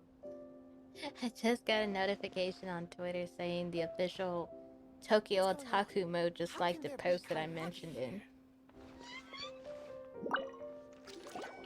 Huh? Who are you? What do you want? I'm a traveler. No, wait. I'm a student from the academia. A student? Huh. What's a student from Sumeru City doing in Port Ormos? I'm looking for info about a certain something. Ah, well, if it's info you want, you've come to the right place. The question is, can you afford it? We don't even have that kind of money, I don't think. Paimon can't stand to see so much more go. But there's no other choice right now. Here, this is the merchant's address. Whatever you're looking for, you'll find it there. Hmm? Well, what are you waiting for? I just have one more question. Oh, that's right. We heard you mention the Scarlet King just now. We're actually interested to know more because we're, archaeology students! Fine. Since you've already handed over the Mora, I guess I can throw in a little extra info. As you can see, members of Ain al-Ahmar are devout believers of the Scarlet King. Years ago, the Scarlet King founded the great desert nation that was our homeland. It was an advanced civilization, far beyond anything you'll see in present-day Sumeru. The Scarlet King was the rightful god of wisdom, but he was betrayed by a companion he trusted. She even stripped him of his title, God of Wisdom. So, you mean the traitor was... Greater Lord Rukkhadevata, yes. That shameless wretch destroyed the Scarlet King's civilization, and our ancestors were forced to flee to this land where we were made to suffer the tyranny of our enemies.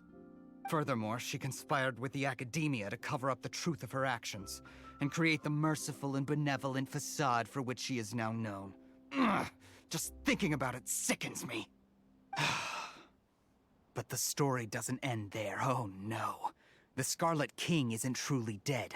The voice of the Oracle has been heard in the desert, prophesying his resurrection. Mark my words, our god shall return. And when that day comes, all followers of the traitor and all the desert dwellers who have forgotten their true god will suffer retribution together. If what I'm saying makes you shiver with fear, it might not be too late for you to become a believer of the Scarlet King. Can you tell us more about the Oracle? I don't have anything to say to you academia people about that. I think this conversation has reached its end. Not just yet. This man is a fraud. Huh? You again? Deranged academia lunatic. Yes, it's me again. I already warned you that if you weren't willing to sit and discuss things with me, I'd take measures to make things uncomfortable for you. Listen to me. That address he gave you is fake. Or at least, you won't find a merchant waiting for you there. This group has been boasting all around that they can provide information on a certain item as a means of luring people into their territory. Once you show up, they keep up the act until they have hard evidence that you want to purchase said item. Then they use that to squeeze you for all the more you're worth. Hey! Shut it all, Haytham! What are you playing at, trying to ruin our business like this, hmm? I told you the other day. I wish to discuss my terms with your boss. Ha! The boss made it perfectly clear that he won't negotiate with you. Yes, and in no uncertain terms. But that was then. It does not preclude him from changing his mind in the future. I'm warning you. Don't push us, or this could get ugly. We don't usually get rough with people from the academia because it just complicates things. For a lunatic like you, though, we might just have to make an exception. If you're suggesting that we escalate this from a verbal exchange to a physical one, I accept. After all, even the Archons used war to negotiate the ownership of Teyvat. If, on the other hand, we can't agree on any means of negotiation at all, then I'm afraid my next course of action will sting a little more than the mere falling through of a few business deals. I will jeopardize the Eremite's reputation, which I know you value above all else. I am quite confident that if I began to take such action, your boss would willingly approach me himself. However, I fear that by then, some things will have happened that cannot be undone. Also, a word of advice. I suggest you tell your boss exactly what happened here today. Otherwise, he might blame you for not telling him in the future. What did you say? Consider this. Have I ever failed to follow through on my word in the past? This guy is really out of his mind. Okay then. If you really have a death wish, let's meet a week from today. The pier in front of the Pharos Lighthouse, 4 o'clock in the afternoon, sharp. Don't expect us to hold back. Not so fast. First, you return the 500,000 mora to them.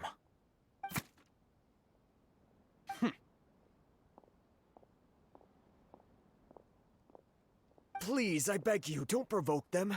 We can't afford any trouble with this crowd. They haven't even paid for their food yet. Ah, Mr. Iman. There appears to be fewer staff in the restaurant recently. This wouldn't happen to be because they're all busy spreading the word to the students, would it? Well... Someone who chooses to do business with a group like that really can't afford to get so flustered the instant someone confronts them about it. Consider the meal compensation for our silence. I'd say you're getting an excellent deal. Whoa, did you see that? He not only got us our Mora back, but sent the Amorites running too! Plus, he seems to know a lot about what's going on around here.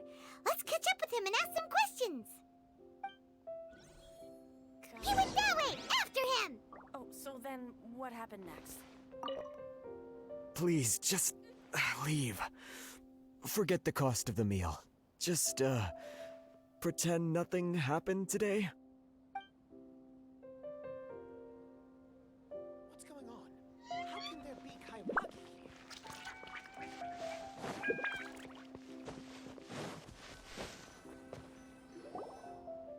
Wait up!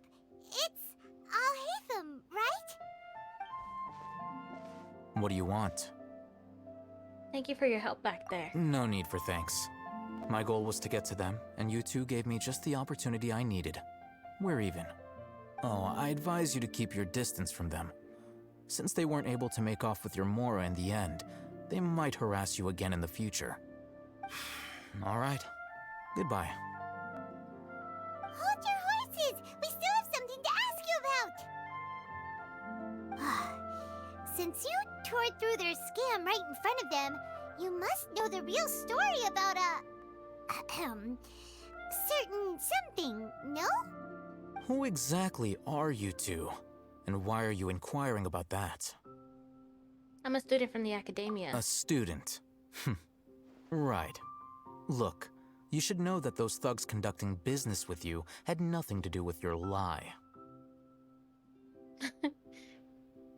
Perhaps we can also talk terms. Huh? Oh, yeah! She's really strong! Weren't you saying something about a physical exchange? We can help with that. She doesn't even have a vision. Forget it. Maybe not, but she can still use elemental energy. Otherwise, there's no way we'd go asking for info from from guys like that. Those high-headed thugs are definitely gonna bring a lot of backup for your next meeting. Even if you don't go alone, you won't regret taking us with you.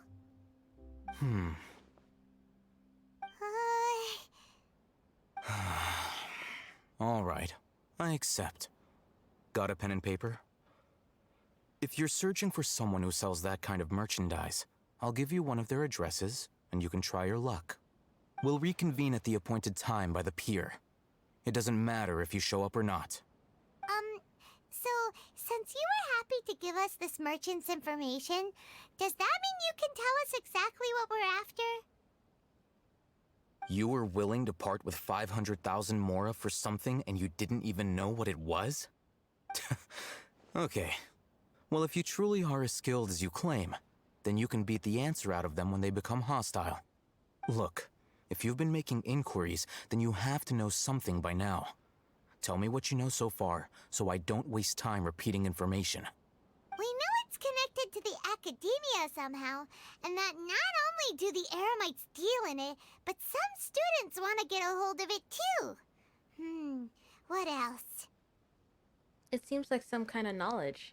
You know almost everything there is to know, but you're unable to compile this information because you've never seen the object before. This is what you've been looking for. Huh? Paimon can't tell what it is. It looks like some kind of ornament. This is a knowledge capsule. To put it simply, it's a vessel that can store a fixed quantity of canned knowledge. It's like a miniature Akasha. Anyone who links it to their personal Akasha terminal instantly becomes privy to its contents. Anyone? Correct. Anyone.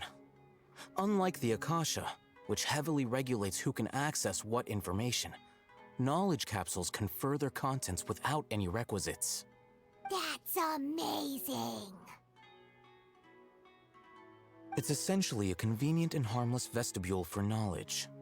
Unfortunately, it's illegal in Sumeru to privately possess or trade them. They were created as a means for scholars to transfer knowledge gained from Irminsul into the Akasha, and are intended to be destroyed immediately after use. But despite strict regulations, some of these knowledge capsules will always escape destruction. After all, there will always be those in this world who are dissatisfied with life as designed for them by the Akasha and wish to change their fate. Over the past century, a wide variety of canned knowledge has been leaked from the academia. Now, in Port Ormos, the valuable ones are a means to mora for the Eremites. Meanwhile, those which the Eremites deem to be useless to them occasionally prove useful to the common citizens and hapless academia students. Well, I think that about sums it up.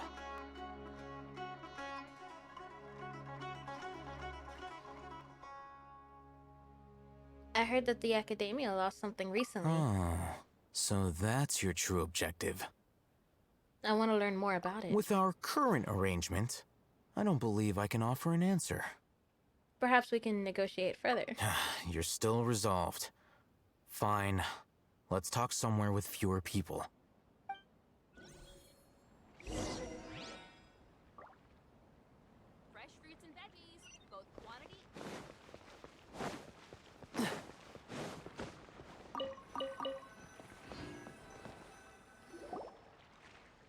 Let's continue our conversation here. If you wish to learn more about the knowledge capsule that the academia lost, then you must help me with something. What is it?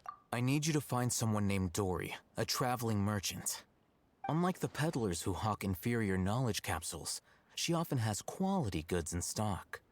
Some say that as long as there is profit to be made, there is nothing she won't dare to sell. She's guarded against people from the academia because most of her wares don't comply with academia regulations. I think she blacklisted me. I met with her informant, but it soon became clear that they had no intention of letting me get any further. Become one of Dory's customers and earn her trust. This is my condition for further collaboration. Why do you want us to meet with her? Until you complete this task, you don't have question privileges. Fine. So how do we go about doing this? You two are outlanders who haven't been here for long, so Dory should view you as safe clients. I'll give you the informant's address and their contact password. Beyond the password, though, I have no way of knowing what other tricks she might have up her sleeve. You'll have to improvise. This is kind of nerve-wracking. The true challenge begins after you meet her. She has a keen nose for mora and a shrewd eye for wares, and she only likes customers who she deems to have good taste. I'll prepare some funds for you.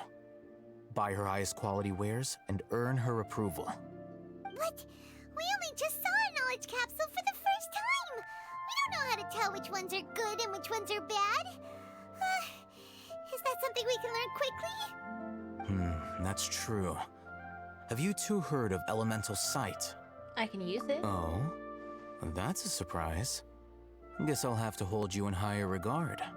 Anyway, that ability should resolve your issue.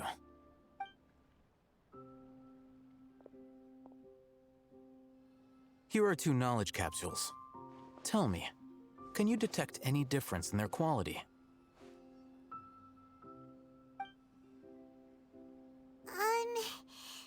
They look the same to Paimon. Try inspecting them with elemental sight. How'd it go? Did you see anything? The one on the left shines brighter. Rumor has it that higher quality knowledge capsules generally appear brighter when viewed through elemental sight. That's because knowledge originates from Irminsul, the root of Dendro power itself. The more powerful the knowledge, the richer it is in Dendro energy. However, some canned knowledge with a high concentration of elemental energy is of little use in contemporary times, so those capsules are of little value. Using elemental sight is merely a stopgap measure, but it should suffice for earning Dory's trust. That sounds pretty impressive. Here's a sheet with the informant's location and contact password, and here is the mora for purchasing canned knowledge. Don't be cheap. You'll need to spend to catch Dory's eye. If there's any mora left over, just keep it. Oh, and be sure to exercise some caution. There have been Matra present in Port Ormos lately. Your efforts will be for naught if they catch you. Matra?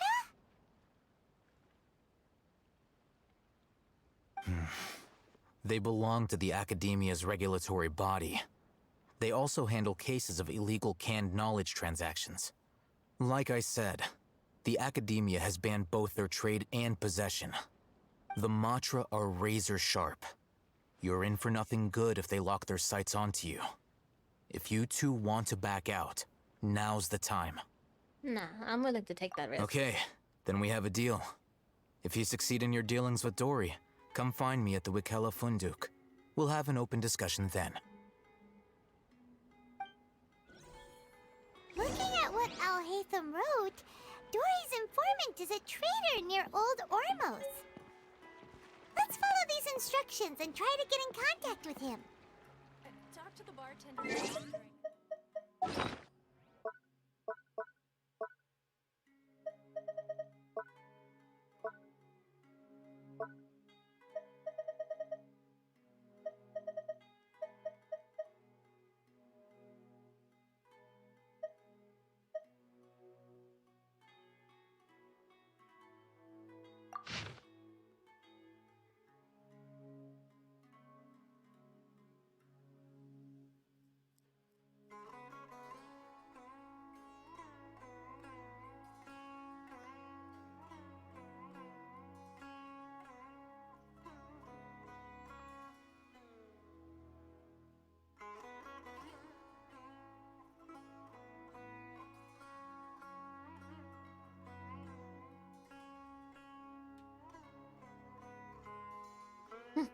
Okay. Let me take a screenshot.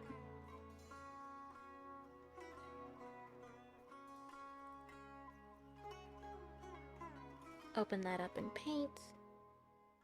I'll go ahead and crop it so it's easier for me to read.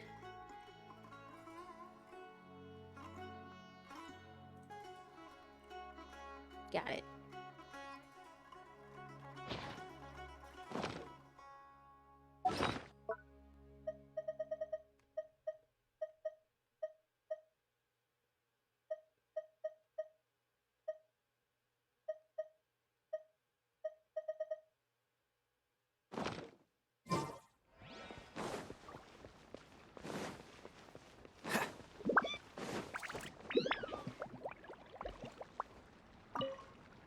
Hello.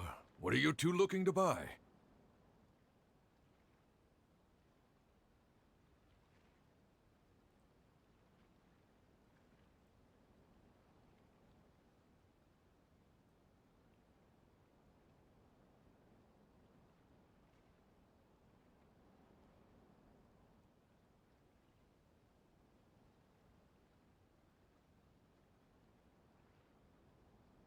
Oh, shit. Okay.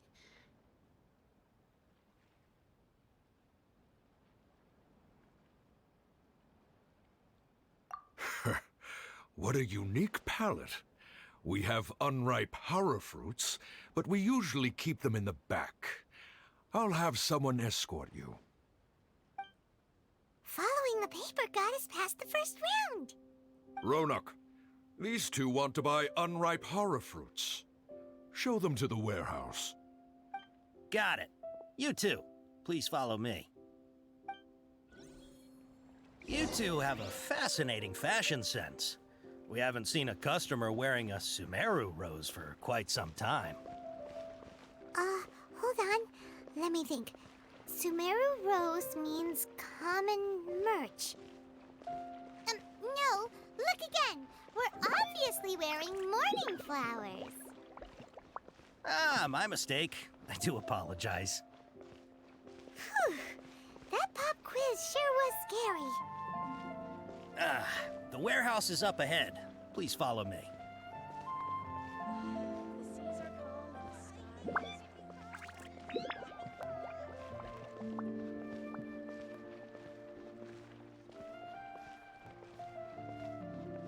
No. Why?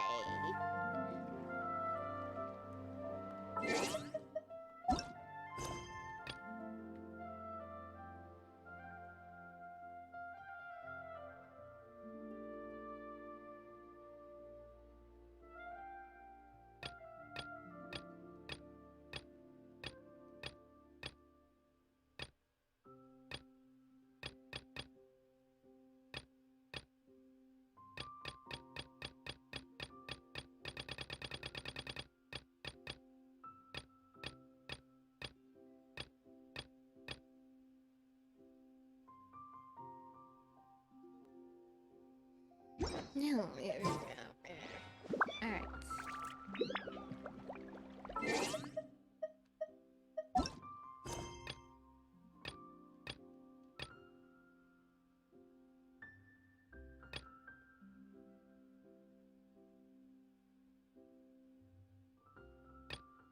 I'm guessing it's the R&R quest.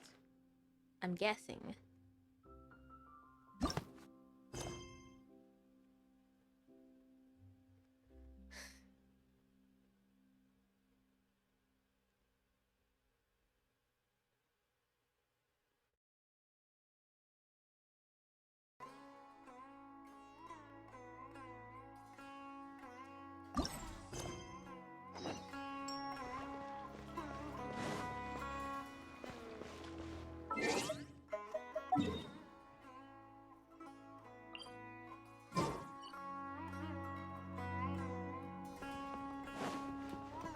It was not the R&R quest, thankfully.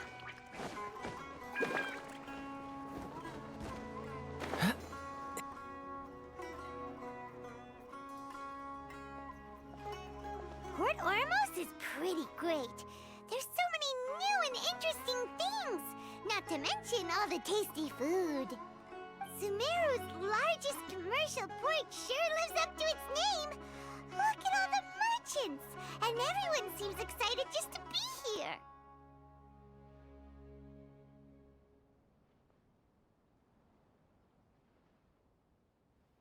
Not everyone, I'm sure. Sounds like a killjoy. How did things end up like this? All thanks to your artistic license. That's how. I should have made you wait until we got an update from Tanja. But when I finished the prototype R&R yesterday, you agreed that the kids would like it. That's why we tried bringing it out for a test run today. Well, I never thought they'd dislike it so much.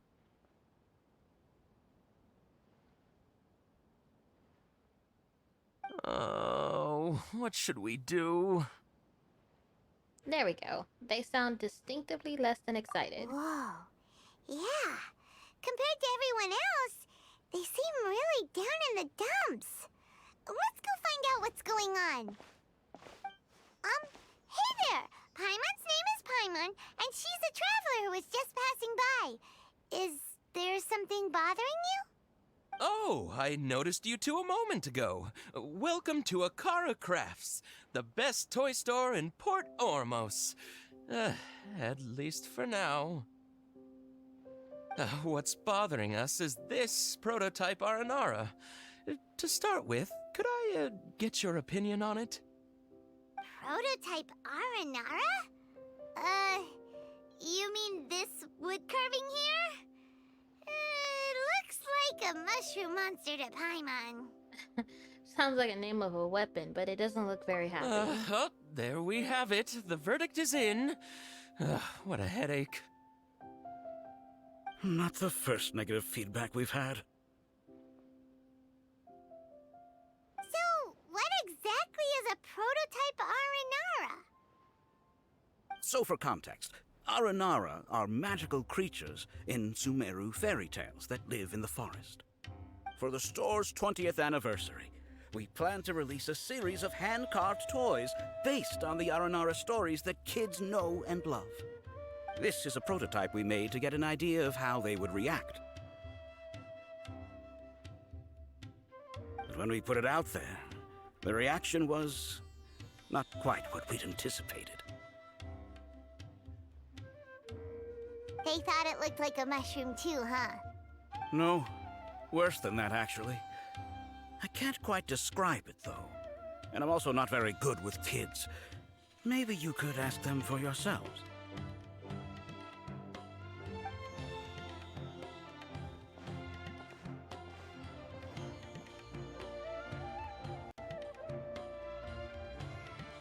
This is not an Aranara.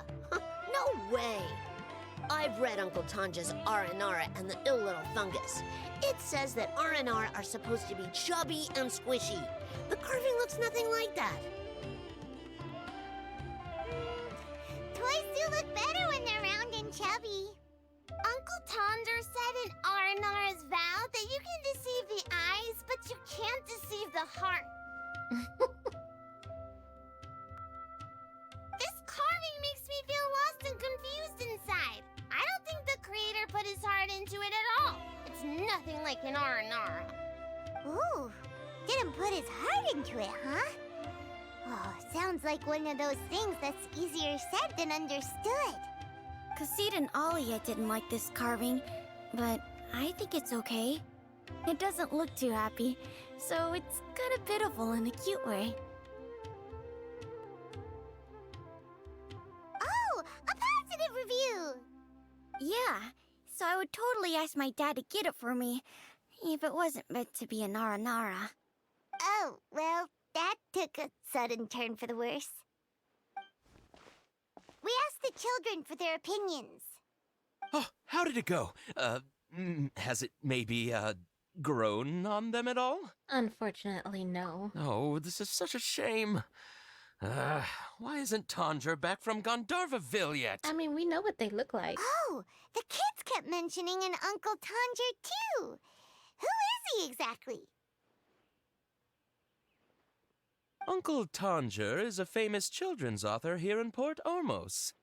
He wrote quite a few stories in the past, but none of them were popular among children. Just like our prototype Aranara. But around a year or so ago, he suddenly had a eureka moment or something, and suddenly the children loved every one of his stories. That's right. My little Ghaffari loves his stories too.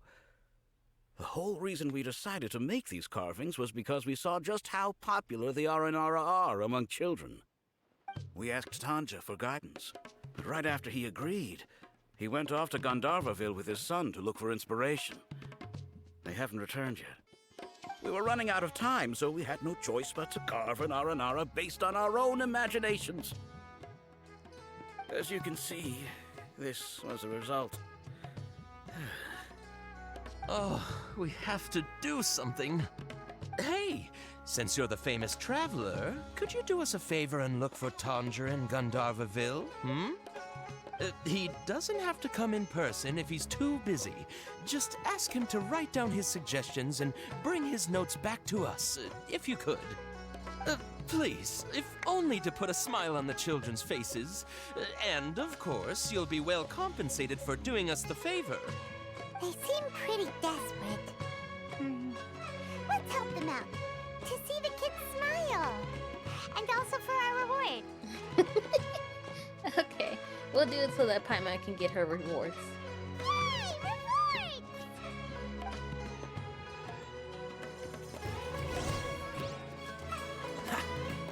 But can we buy things? Tanja takes his son with him everywhere he goes. The two of them are very close. Maybe that's why he was able to come up with such great stories. Anyway, we're counting on you. Please find Tanja for us.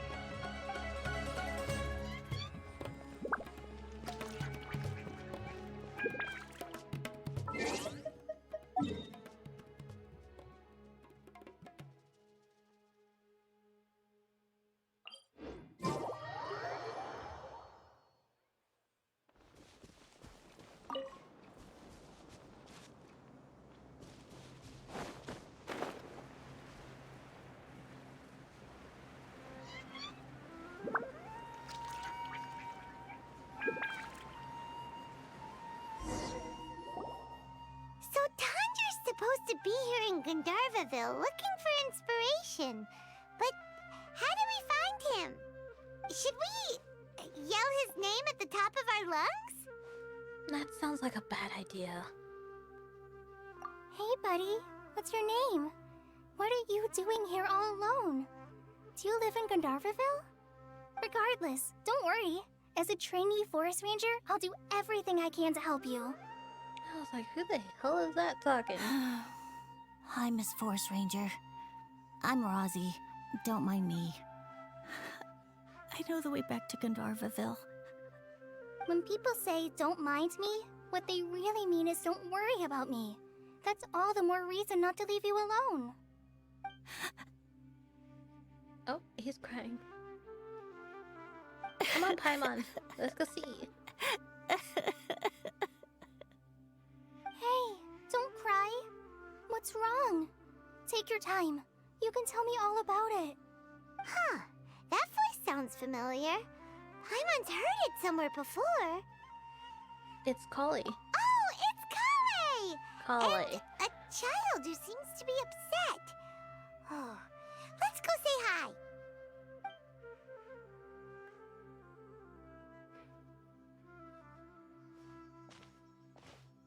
Hi, Collie. How have you been? Paimon and Traveler. I've been doing pretty well. Thanks for asking. I'm helping Master Tighnari patrol the forest. What brings you here? We're here on an errand. We heard your voice, so we thought we'd come ask you for help. You seem kinda busy, though. I'll be fine. You go help them first, Miss Forest Ranger. I'm okay, really. The sand got into my eyes, that's all. What a well-mannered child. We can't just leave him here. Sand? There is not a lot of sand in a forest. You keep saying you're okay because you don't want us to know what you're upset about, right? Maybe. That's exactly why you have to get it off your chest. Here's a trick. If you're keeping a secret that bothers you, you can try telling it all to a tree hollow. A tree hollow? Yeah, a tree hollow. Do you know Tanja's stories?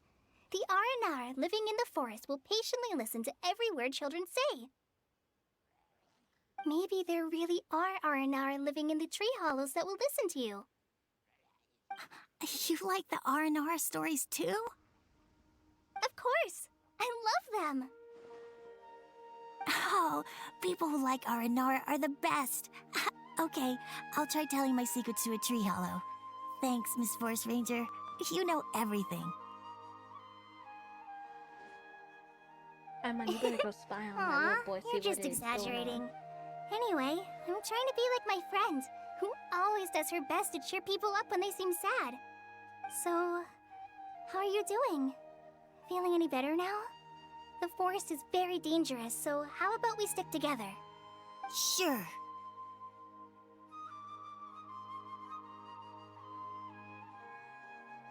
Wow, Collie's so good with A forest ranger you can trust. Well, helping children who are lost in the rainforest is all part of a forest ranger's duty. So, what was it you wanted help with? You're not lost too, are you? No, no. Okay, so you're looking for a children's author from Port Olmos called Tanja. And he's here in Gandharville, looking for inspiration. Wait, when you say Tanja, do you mean the Tanja? That's right, Uncle Tanger.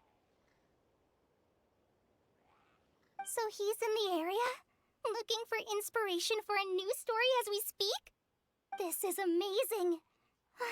Could you wait for me for a second? I'll run Razzie back to Gandharville and then I'll be right back. I've always been curious what the man behind those incredible stories is like in person.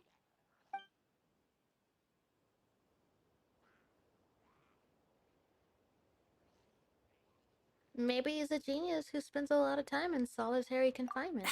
Tanja's just a normal guy. That's your father, isn't it? Even so, he must be more creative than most people. Wait, hold on. Razzie, do you mean you've met Tanja before? Mm-hmm. He's my dad. Your dad? Tanger's your dad?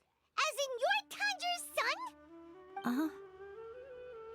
Ah, Paimonsees! That guy at Akara Crass told us that Tanger brought his son along with him. So he meant Razzie. Why are you here on your own, though? Did you and Tanger get separated? We had an argument. I was upset, so I ran off here by myself. Oh, in that case, we should take you back to Gandharville first. Then we'll look for your dad and tell him where you are. No, I'm good. Thanks for your advice, Kale. I'm not so upset anymore. Come with me. I'll take you to him. Yay! Thanks, Razzie! Paimon thought we'd be spending the whole day looking for him. Woohoo! Oh my gosh! I can't believe I'm actually gonna meet the Tanja! Oh. Uh-oh.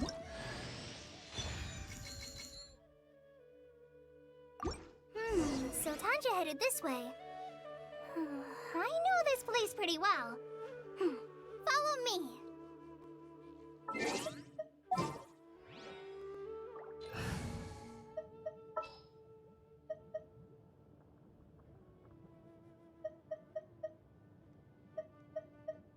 Trainee Forest Ranger Kale, reporting.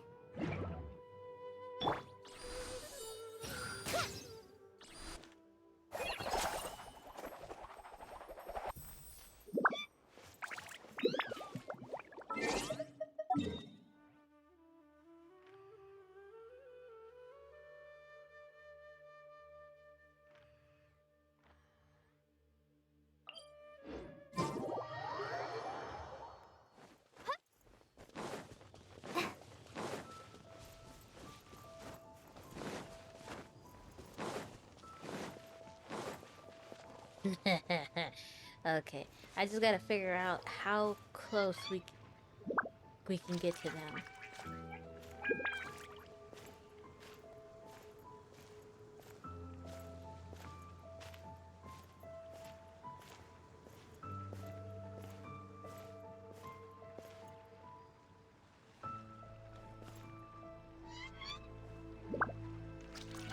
How close? How? Go! We would at least got a few of them.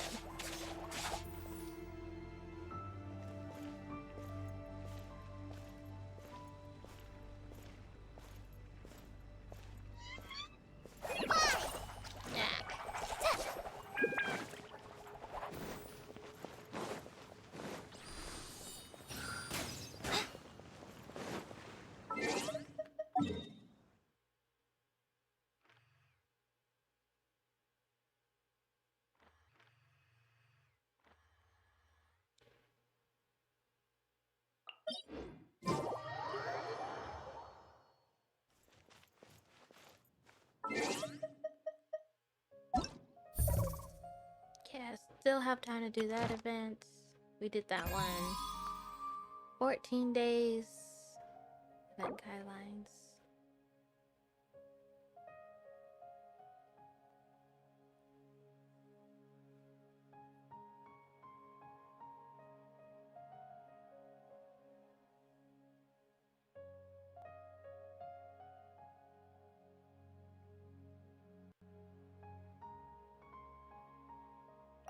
Alright, well, let's keep going on a little bit on this one.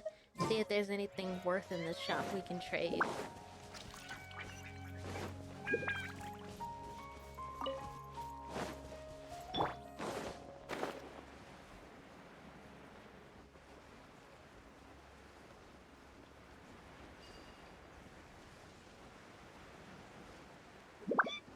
Rosie! Where are you, Rosie? Someone's calling for Rosie over there.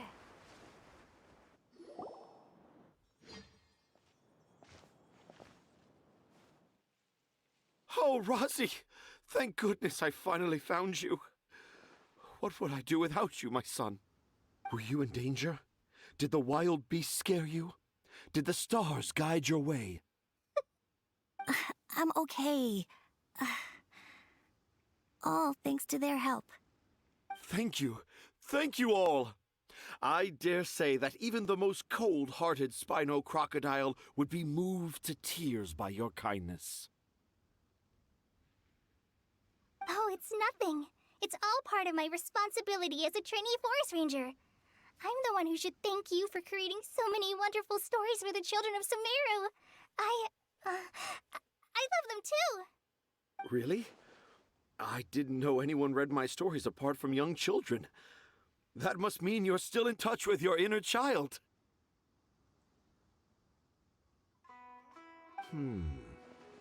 Okay, then.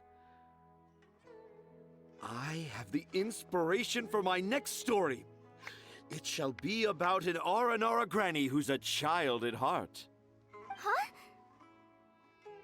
It's an honor to become the source of your inspiration. Whoa. Kale looks like she's about to pass out. Hey Kale, are you okay? I'm okay. Sorry. I just got a little too excited. Are you two story lovers as well? Yes, yes! The moment I saw you, the image of an aura giant and an aura finch traveling together popped into my mind. Yep, I'm the Aura Giant and she's the Aura Finch. Ah, excellent! Improvisation! Yes, mount your trusty steed of imagination and canter through the lush meadows of lyrical expression. You have the potential to become a celebrated storyteller too, you know. Seems like Tanja has a slightly exaggerated view of what it means to be a children's author. Also, Paimon's not a finch! That's nothing to get excited about! Let's put the jokes aside and get down to business. Akara Crafts. Akara Crafts. Oh, right. I remember now. That small boat once sailed into the sea of my memory, but before long it floated away over the horizon, never to be seen again. Perhaps for the best. After all, a wild tempest was a-raging in Tangier Harbor. What? Paimon has no idea what he's saying. Me neither. What should we do? Do you think we should get Tainari to take a look at him? Dad's saying he forgot about helping the people at Akara Crafts learn more about Aranara because right now he has something more important to do. Oh, that's what he meant! Well, there it is! All the proof you needed that this kid is definitely Tanger's son. Wait, no, this isn't the time for all that. Tanger, your help is pretty vital to the toy makers. You gotta do something. But the garden that blooms before my eyes is of greater importance, for therein lies the beautiful Patisara that all the children of Sumeru dream of. I, Tanger, have found evidence of Aranara activity right here in the Avidia Forest, conclusively proving that Aranara not only exist in stories, but in real life too. If I manage to document the first real-life Aranara sighting, the petty problems that perplex Akara Crafts will be untangled in no time! Meanwhile, I may well be able to leverage this to assume leadership of the Academia. Then all across Sumeru will know of the great Tanger living in humble Port Ormos!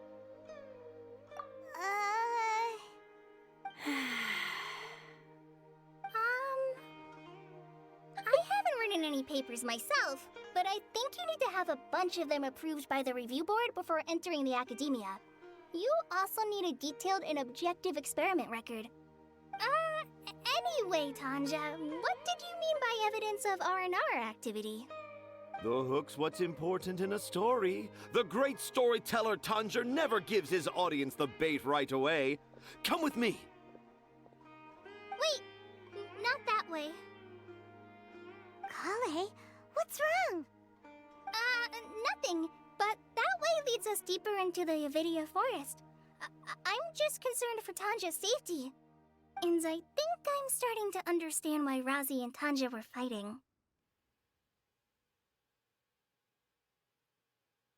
Maybe that's the secret Razi was keeping?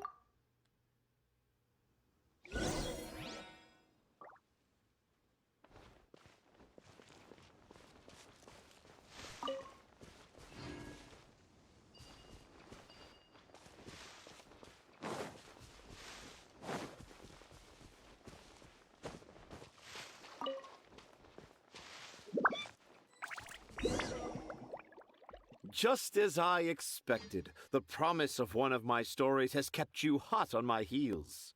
But this is just an ordinary tree hollow. Paimon's not seeing any evidence of Aranara. You can deceive the eyes, but you can't deceive the heart. Look with your heart and you too will understand. Paimon's not sure what look with your heart means, but anyway, let's start by investigating the area around this tree hollow.